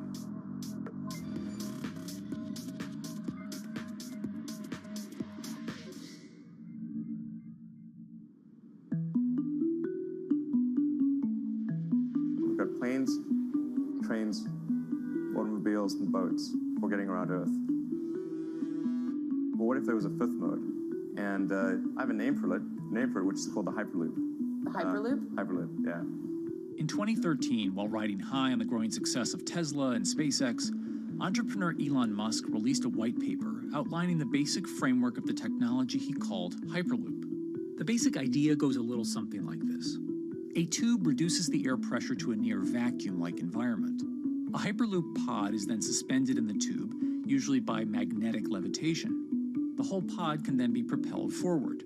Because there's no traditional friction sources like air resistance or rolling friction that would push back against the pod, the Hyperloop is able to move at incredibly high speeds and do so fairly efficiently. Despite its futuristic name, however, the general concept behind Hyperloop is actually pretty old.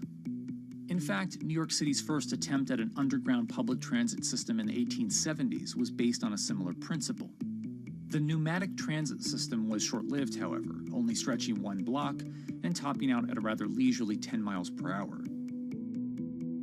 While Elon would make some 21st century improvements to this concept and bestow a very 21st century name, he wouldn't end up pursuing the technology itself, instead electing to focus his efforts on something a little bit deeper, literally digging the requisite tunnels via his boring company. It would take another billionaire industrialist who dabbles in spaceflight.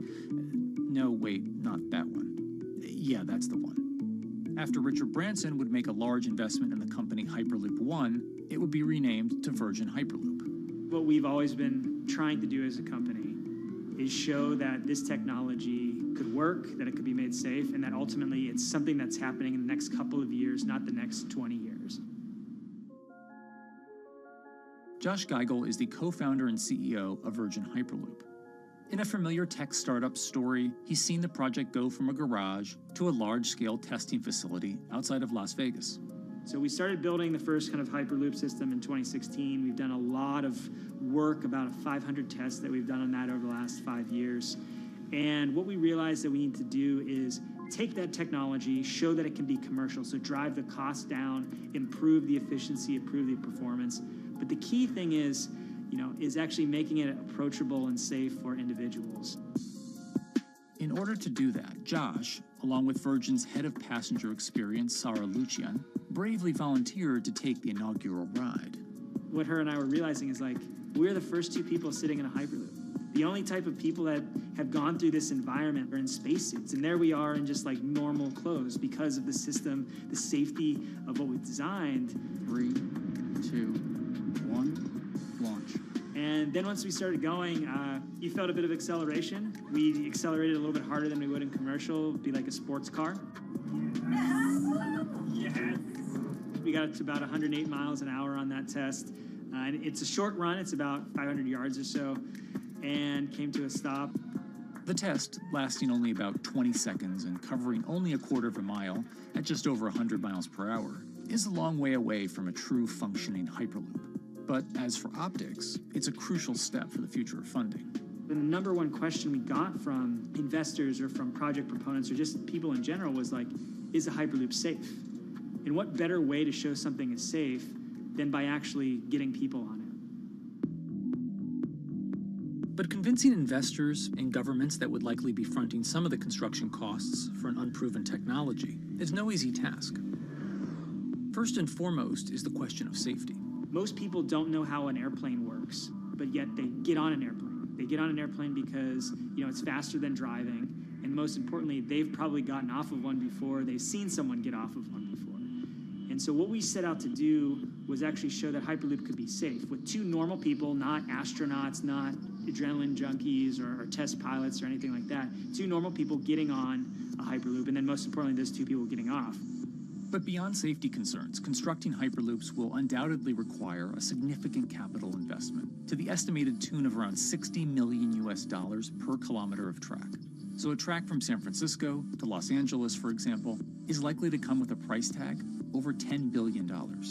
And before large governments are willing to come in and front those costs, investors who are funding Hyperloop development must accept it as a long-term mixture of technology and infrastructure investing.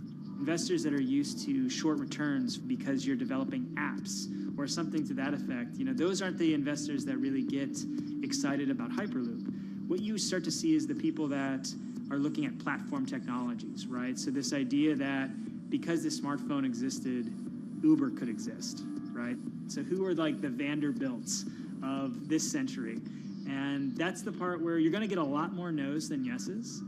But those people that have the ability, the fortitude to stick it out, to see the game-changing platform here, those are the people that we're looking for.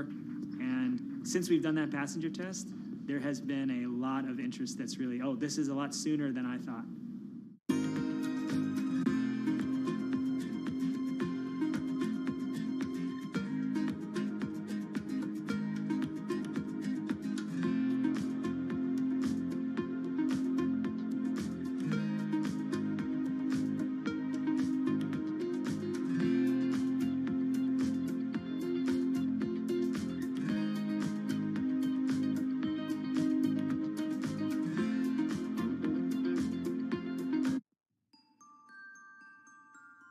Envisioning the ripple effects of what Hyperloop could achieve, though, is fairly challenging at this stage of development. It's fast, yes, but for point-to-point travel, traditional maglev trains can move pretty fast as well. And outside of China, South Korea, and Japan, even those haven't seen much adoption elsewhere due to the high costs and questionable profitability. The Shanghai line in China, for example, loses around $100 million every year. Hyperloop companies, however, believe they can offer something different than traditional railway lines. My name's Alan James, and as far as I know, I'm the only guy on the planet who's written a government-level business case for 300 kmh conventional high-speed rail, 500 kmh maglev, and 1,000 kmh Hyperloop. It's fundamentally about moving people from where they are to where they want to go, when they want to make those journeys, and doing it in much smaller numbers. So pod designs for Hyperloop range from 12 to 28 seats, typically. Why are they small? It's because small enables the network to operate flexibly. And a great example of that is the east-west strategic route across the north of England, from Liverpool to Manchester to Leeds. So to get from Liverpool via Manchester to Leeds by train is just short of 2 hours today. It'll probably take you 2 hours driving as well in average traffic conditions. Net result is those three city regions remain three separate entities: Liverpool, Manchester, Leeds. There's very little commuting traffic between those urban areas.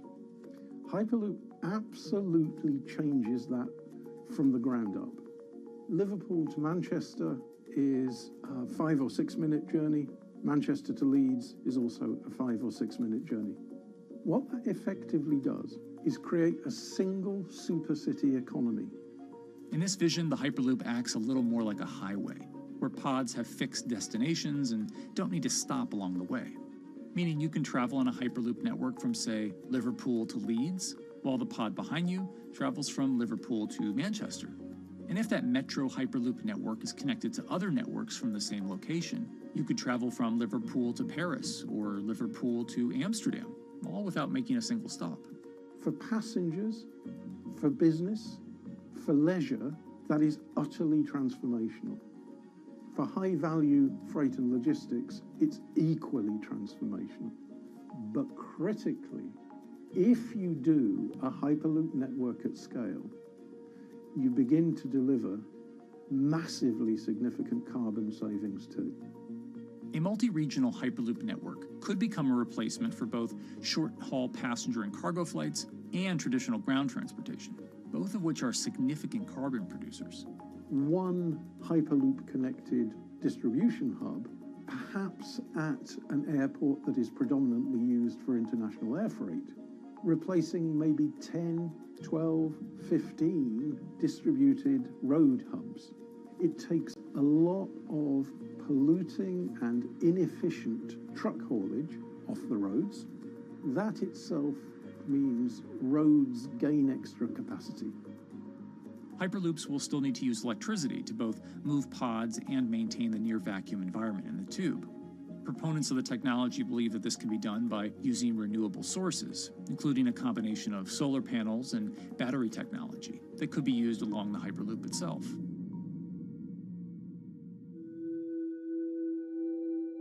But even with all multipliers of time and carbon emission savings that a Hyperloop network may provide, the investment capital required to actually build such a network becomes even more economically and politically daunting. Committing doesn't mean spending billions on day one. Committing means, how do we phase it?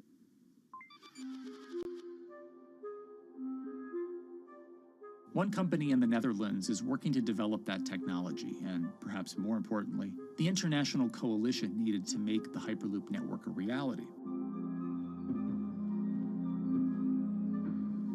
So we are here in Europe's first full-scale Hyperloop test facility, where we can already prove every conceptual technology of the Hyperloop.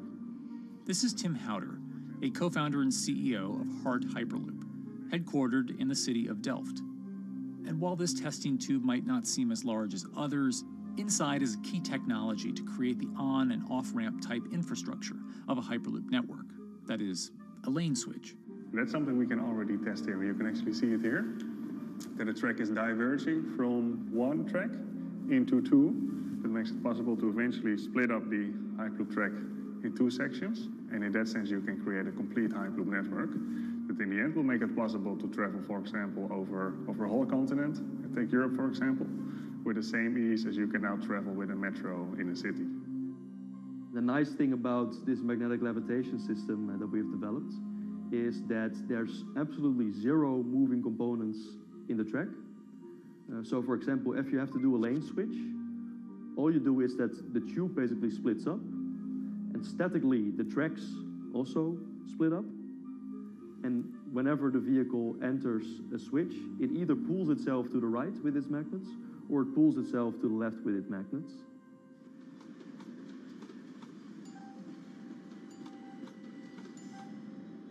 Lane switching on traditional rail requires the physical movement of the rail. Even modern magnetic levitation tracks use lane switching techniques in order to transfer trains from one track to another. And this is a very crucial element, because this is the thing that limits the capacity and, in the end, the usefulness of the rail network. Because the moment that a track is switching, that means that at that moment you are creating an unsafe environment for the trains behind it. So you need a lot of space between trains. But in a Hyperloop, because you have no moving components in the track, all the vehicles can be much closer to each other. You can achieve a very high frequency and basically have your vehicles moving and merging in and out of the network very much like a highway. For now, though, Hart's physical testing has been limited by the size of their tube. Because the test track is only 30 meters long, they haven't tested this lane switch at speeds greater than 20 kilometers per hour. However, the company is working to build a new test site where it plans to increase that testing speed to 300 kilometers per hour. We're now in a phase where we have proven most of the most important technologies in the test facilities that we already have. And we have also demonstrated the viability and the feasibility of a network. If you look at all the subsystems that it consists of, most of those are proven systems, already demonstrated in lab conditions. So we don't really believe that the technology itself is going to be the biggest challenge. Because for all Hyperloop companies out there, actually building a Hyperloop system requires more than just a good product. We're talking about the safety aspects, we're talking about integration into the environment, we're talking about the social aspects. Do people feel comfortable traveling in such a system? So it's about all these different aspects, and the complexity is really getting all the different stakeholders that are relevant and that do need to contribute to bring this to market, to get them all following the same roadmap.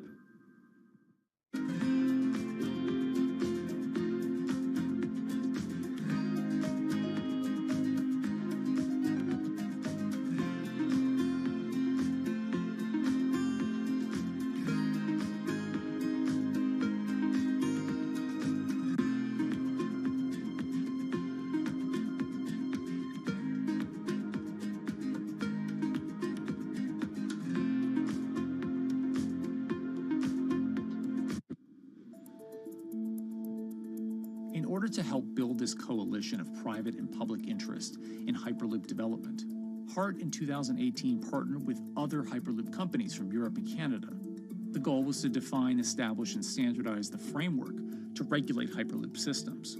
Right now we are working with all the Hyperloop developers together in setting up the first, let's say, structure for starting the standards drafting. One of the most important goals for HART is interoperability, which is essentially making sure the different systems can communicate with each other. Interoperability is so important because what we want to achieve is actually have this seamless travel experience. So you don't want to end up, for example, going from Madrid to Paris and then switching because you need to use a different technology to get, for example, to Amsterdam. The idea being that as companies around Europe create the first commercial Hyperloop tracks between individual cities, one day those can all be connected to a larger network. Everyone that believes that Hyperloop is a future transport system also realizes that there is a need to have this network because that's where Hyperloop thrives. Hyperloop is such a huge project. It's definitely not something that you can do on your own or as a single company. So you need to do it with a lot of other companies. You need to have the governments. I think in that sense, the biggest challenge that we've encountered is to really get all the required parties together to take the steps in development and in commercial implementation. HART's next plan is to build the European Hyperloop Center, an open testing facility which will include a 2.6-kilometer test track. And the company hopes to test travel speeds there at up to 700 kilometers per hour. Virgin Hyperloop is also racing to construct the first commercial Hyperloop route, with projects in various states of development in India, Saudi Arabia, and the United States. Recently, the company announced plans to build a Hyperloop certification center in West Virginia, which will include a 6-mile-long test track. Proving the technology here will be crucial if Hyperloop networks can find a home among infrastructure investments that the Biden administration hopes to make. The idea that there's multiple Hyperloop companies, I think, is a redeeming aspect in the business. People really want to see something happen, so having multiple people move forward is good for that. I was struck when Josh and Sarah rode the pod. 2 or 3 of the major outlets used the phrase, "We now have a new mode of transport." And although all of that technology had existed before those 2 human beings rode it, it was the moment at which those 2 human beings traveled that short distance down the tube that in popular imagination, Hyperloop became a mode of transport. The metaphor I use with my team is that, the Wright brothers were first, but none of us fly on Wright Brothers Airlines anymore. If you don't continue to innovate, you're not going to be around, and so we'll continue to be at the forefront of building Hyperloop. Back in 2013, Elon had an idea. I think the difference now in 2021 is some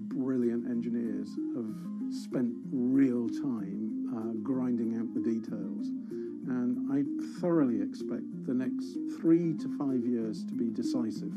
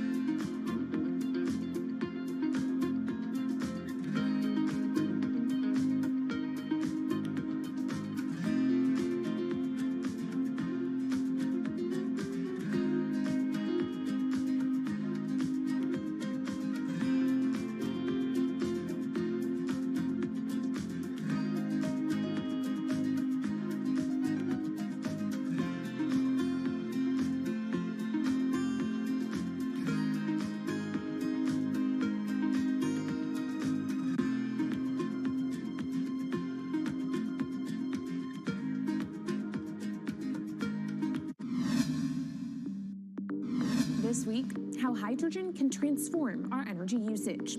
We'll look at why the universe's most abundant element could be a game changer in the climate revolution. Hydrogen technologies are not new. They are used in other sectors. We use them in space, on our rockets, and we don't need the laws of physics to change to be able to use hydrogen on our planes. From iron ore to green hydrogen, one of Australia's richest men tells us about his pivot to sustainable energy. Let's take action. It's practical, it's implementable. Let's do it now. Plus, the hydrogen revolution. We'll speak with the CEO of Italian utilities firm Snam about his new book and how green hydrogen could be competitive within 5 years. Costs are coming down and people are waking up to the fact that it's the only way to decarbonize certain sectors. From Bloomberg's global headquarters in New York, I'm Kaylee Lyons, and this is Bloomberg Green.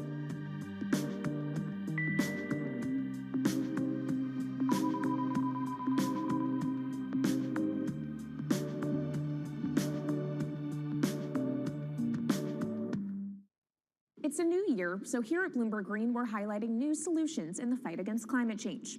And one of those is as old as the universe itself, hydrogen. It's the simplest element around, but could well be a game changer when it comes to turning around our dependence on fossil fuels. Today, hydrogen is used in the chemicals industry to produce petroleum products. It's also starting to be used in steel production, an industry under a lot of pressure to decarbonize. But it has far more uses as well, from powering cars to heating our homes. And Bloomberg New Energy Finance sees a seismic shift in the sector in the next 10 years as green hydrogen squeezes out dirtier alternatives. So-called gray hydrogen dominates today. But as renewable electricity gets cheaper and more accessible, so will green hydrogen. In this week's edition of Bloomberg Green, we'll explore what this push into hydrogen means for tackling climate change. We'll hear from Australian billionaire Twiggy Forrest about his pivot from iron ore to hydrogen, and we'll also speak with the CEO of Italian utility company Snam about his book, The Hydrogen Revolution. But first, what are we using hydrogen for? And why does it actually matter? Christine Lee Edwards explains. Hydrogen, the most plentiful element in the universe. On Earth, we find it mostly bonded to oxygen in the form of water, or in other gases known as hydrocarbons. Hydrogen gas, H2, burns hot and clean, making it an attractive tool in the race to net zero. But isolating hydrogen from other elements is no easy task. Today, the cheapest way to do this is via chemical processes that break up natural gas. This releases a lot of carbon dioxide. Another method is to use electricity to split water molecules in a process called electrolysis. Although there is no carbon byproduct, a lot of electricity is needed. And if this power comes from burning coal or gas, it negates the zero emissions goals of using hydrogen to begin with. Hydrogen produced in this way, powered by fossil fuels, is called gray hydrogen. If carbon capture and storage is used together with fossil fuels, then it becomes blue hydrogen. If nuclear power is used, it's called pink. And finally, green hydrogen is when it's produced via electrolysis and powered from renewable sources. This method is considered emissions-free. It's predicted that by the early 2030s, H2 made from renewables will be cheaper than that made from fossil fuels. But that hinges on the cost of electrolysis declining, which will be achieved through larger projects and an expansion of manufacturing. To be clear, vast amounts of H2 are already used today. Global production in 2018 totaled 117 million metric tons. This hydrogen is mostly used for its chemical properties, not as a source of energy, and very little of it is clean. Some sectors like steel could start using hydrogen for these chemical properties, replacing coal. Industries like cement and glass may also use hydrogen as a source of heat. Another advantage is its energy storage potential. It can be stored over long periods of time and used when more power needs to be added to the grid. It also could hold an advantage over batteries in heavy transport and shipping. The promise of hydrogen for energy has been around since at least 1874, when Jules Verne wrote about it in his book, The Mysterious Island. But the future of hydrogen will depend on policy. Countries with net zero targets, carbon pricing, and hydrogen strategies with investment mechanisms are likely to see the highest H2 demand.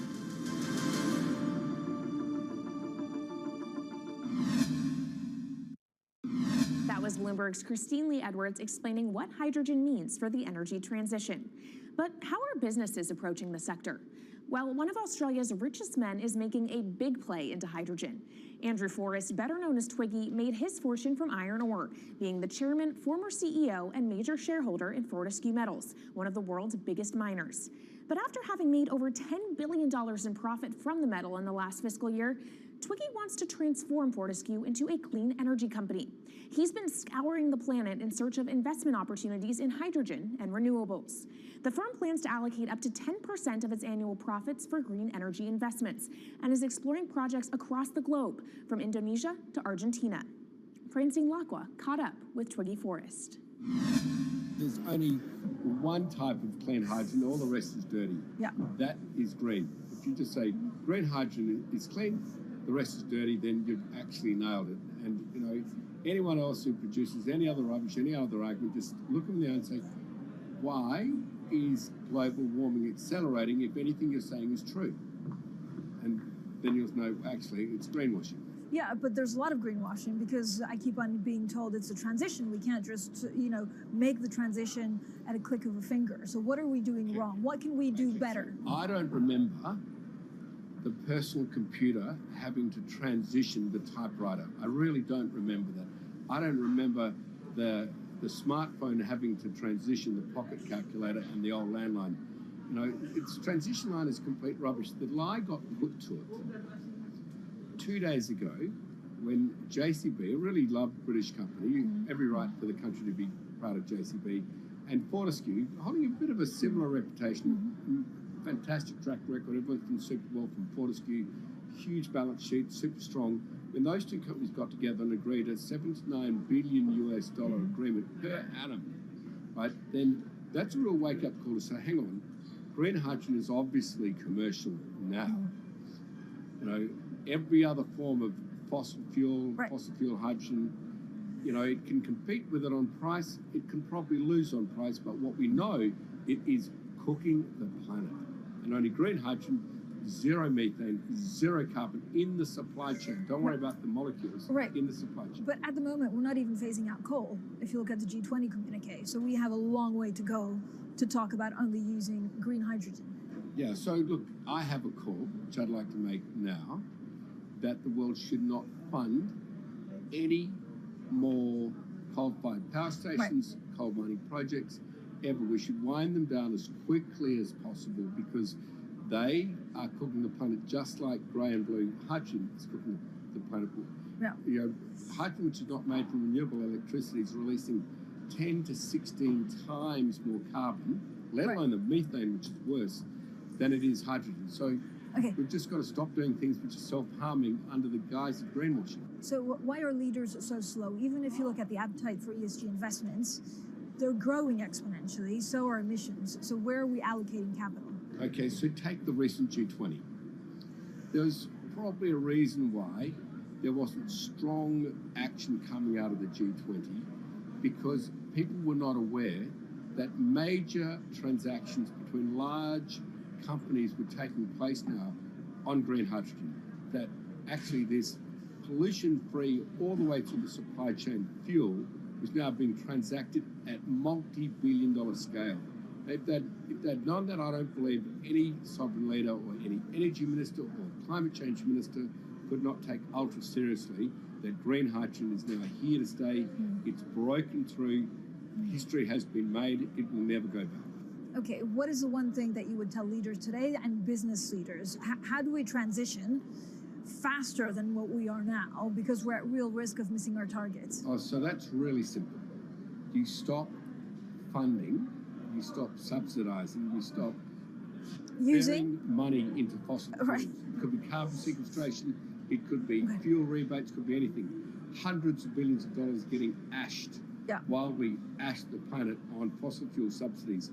Because we haven't had that renewable electricity, we haven't had that green hydrogen, we've kind of been pushed down. It's all sorts of excuses. Oh, it'll never be commercial. It'll never be supplied in the quantities we need it. You know, blah, blah, blah. Now we know, let's take action. It's practical. It's implementable. Let's do it now. Okay, if we do it now, is there going to be a shock to the energy system? Is there going to be a shock actually to economically? And is it worth, you know, not talking about transition, just going from A to B? Yeah, it's a fantastic question. A to B is the solution. Let fossil fuels do what fossil fuels do. Just burn their coal, burn their oil, burn the gas. At least they're pumping up carbon and methane into the atmosphere, honestly. Well, not that honest because they don't measure methane, which is 90 times worse than carbon. But at least the carbon is being done honestly. Encourage the green hydrogen sector to come in really fast. Okay, it's there. There's renewable power all over the world. We now know how to make electrolyzers much cheaper, like 25% of the original cost. We know how to do that now. We don't have an excuse to get into it. Does it need to be cheaper than oil and fossil fuel for it to be viable worldwide? Well, right now it is. Okay, so let's just swallow that bit of financial data. Right now it is cheaper, and it's getting more cheap. It's the only fuel you know of which is declining in value. You don't have enough of it, right, to power the world.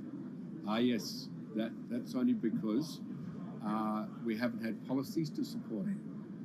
If we had policies to support it 5-10 years ago, it would be everywhere. You'd see the global warming budget start to come down. Now, we've got 5 or 10 years to make a huge difference.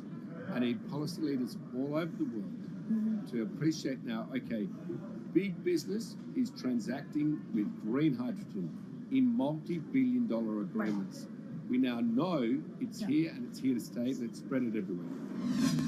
Coming up on the program, the hydrogen revolution. We'll speak with the CEO of Italian utility firm Snam about his new book and why he thinks green hydrogen will be competitive in just 5 years.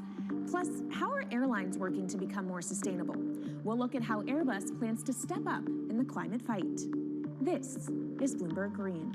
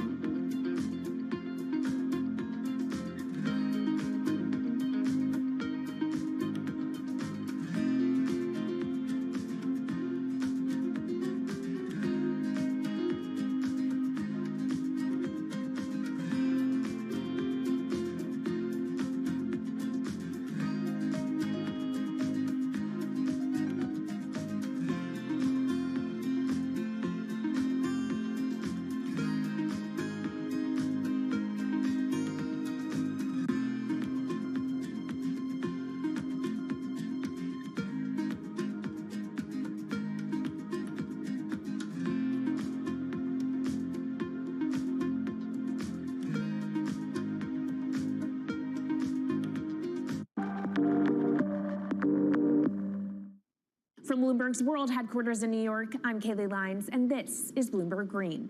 What will the world look like in 2050? Will global temperatures have stabilized, electric vehicles be abundant, and solar and wind power homes around the world? According to Marco Alvera, the CEO of Italian energy company Snam, that vision of the future could be a reality. And he says that hydrogen will pave its way. As he tells it in his new book, The Hydrogen Revolution, Alvera's moment of reckoning came in November 2018 when he tasked the Snam Scenarios team with studying how Europe could reduce its CO2 emissions to zero by 2050. Looking through the results of the study, Alvera said he was struck by how much hydrogen was in Europe's energy mix by that year. Beyond the abundance of hydrogen, the Snam model also predicted that it would be the cheapest form of decarbonized energy for many sectors, and that it could be cheaper than today's prices for oil, coal, and nuclear power. Our Maria Tadeo spoke with Alvera at COP26. It's happening all very fast. We see the cost of hydrogen coming down a lot. Hydrogen will play a big role in the energy mix. I don't know if it's going to be 15 or 25% of a fully decarbonized energy system, but it's going to be big. Costs are coming down, and people are waking up to the fact that it's the only way to decarbonize certain sectors, the so-called hard-to-abate sectors. And you say it's the only way and the costs are coming down. Where do you see prices moving? Because a lot of the reticence at times has to do with the pricing, that some argue, well, it's still not the cheapest option on the market.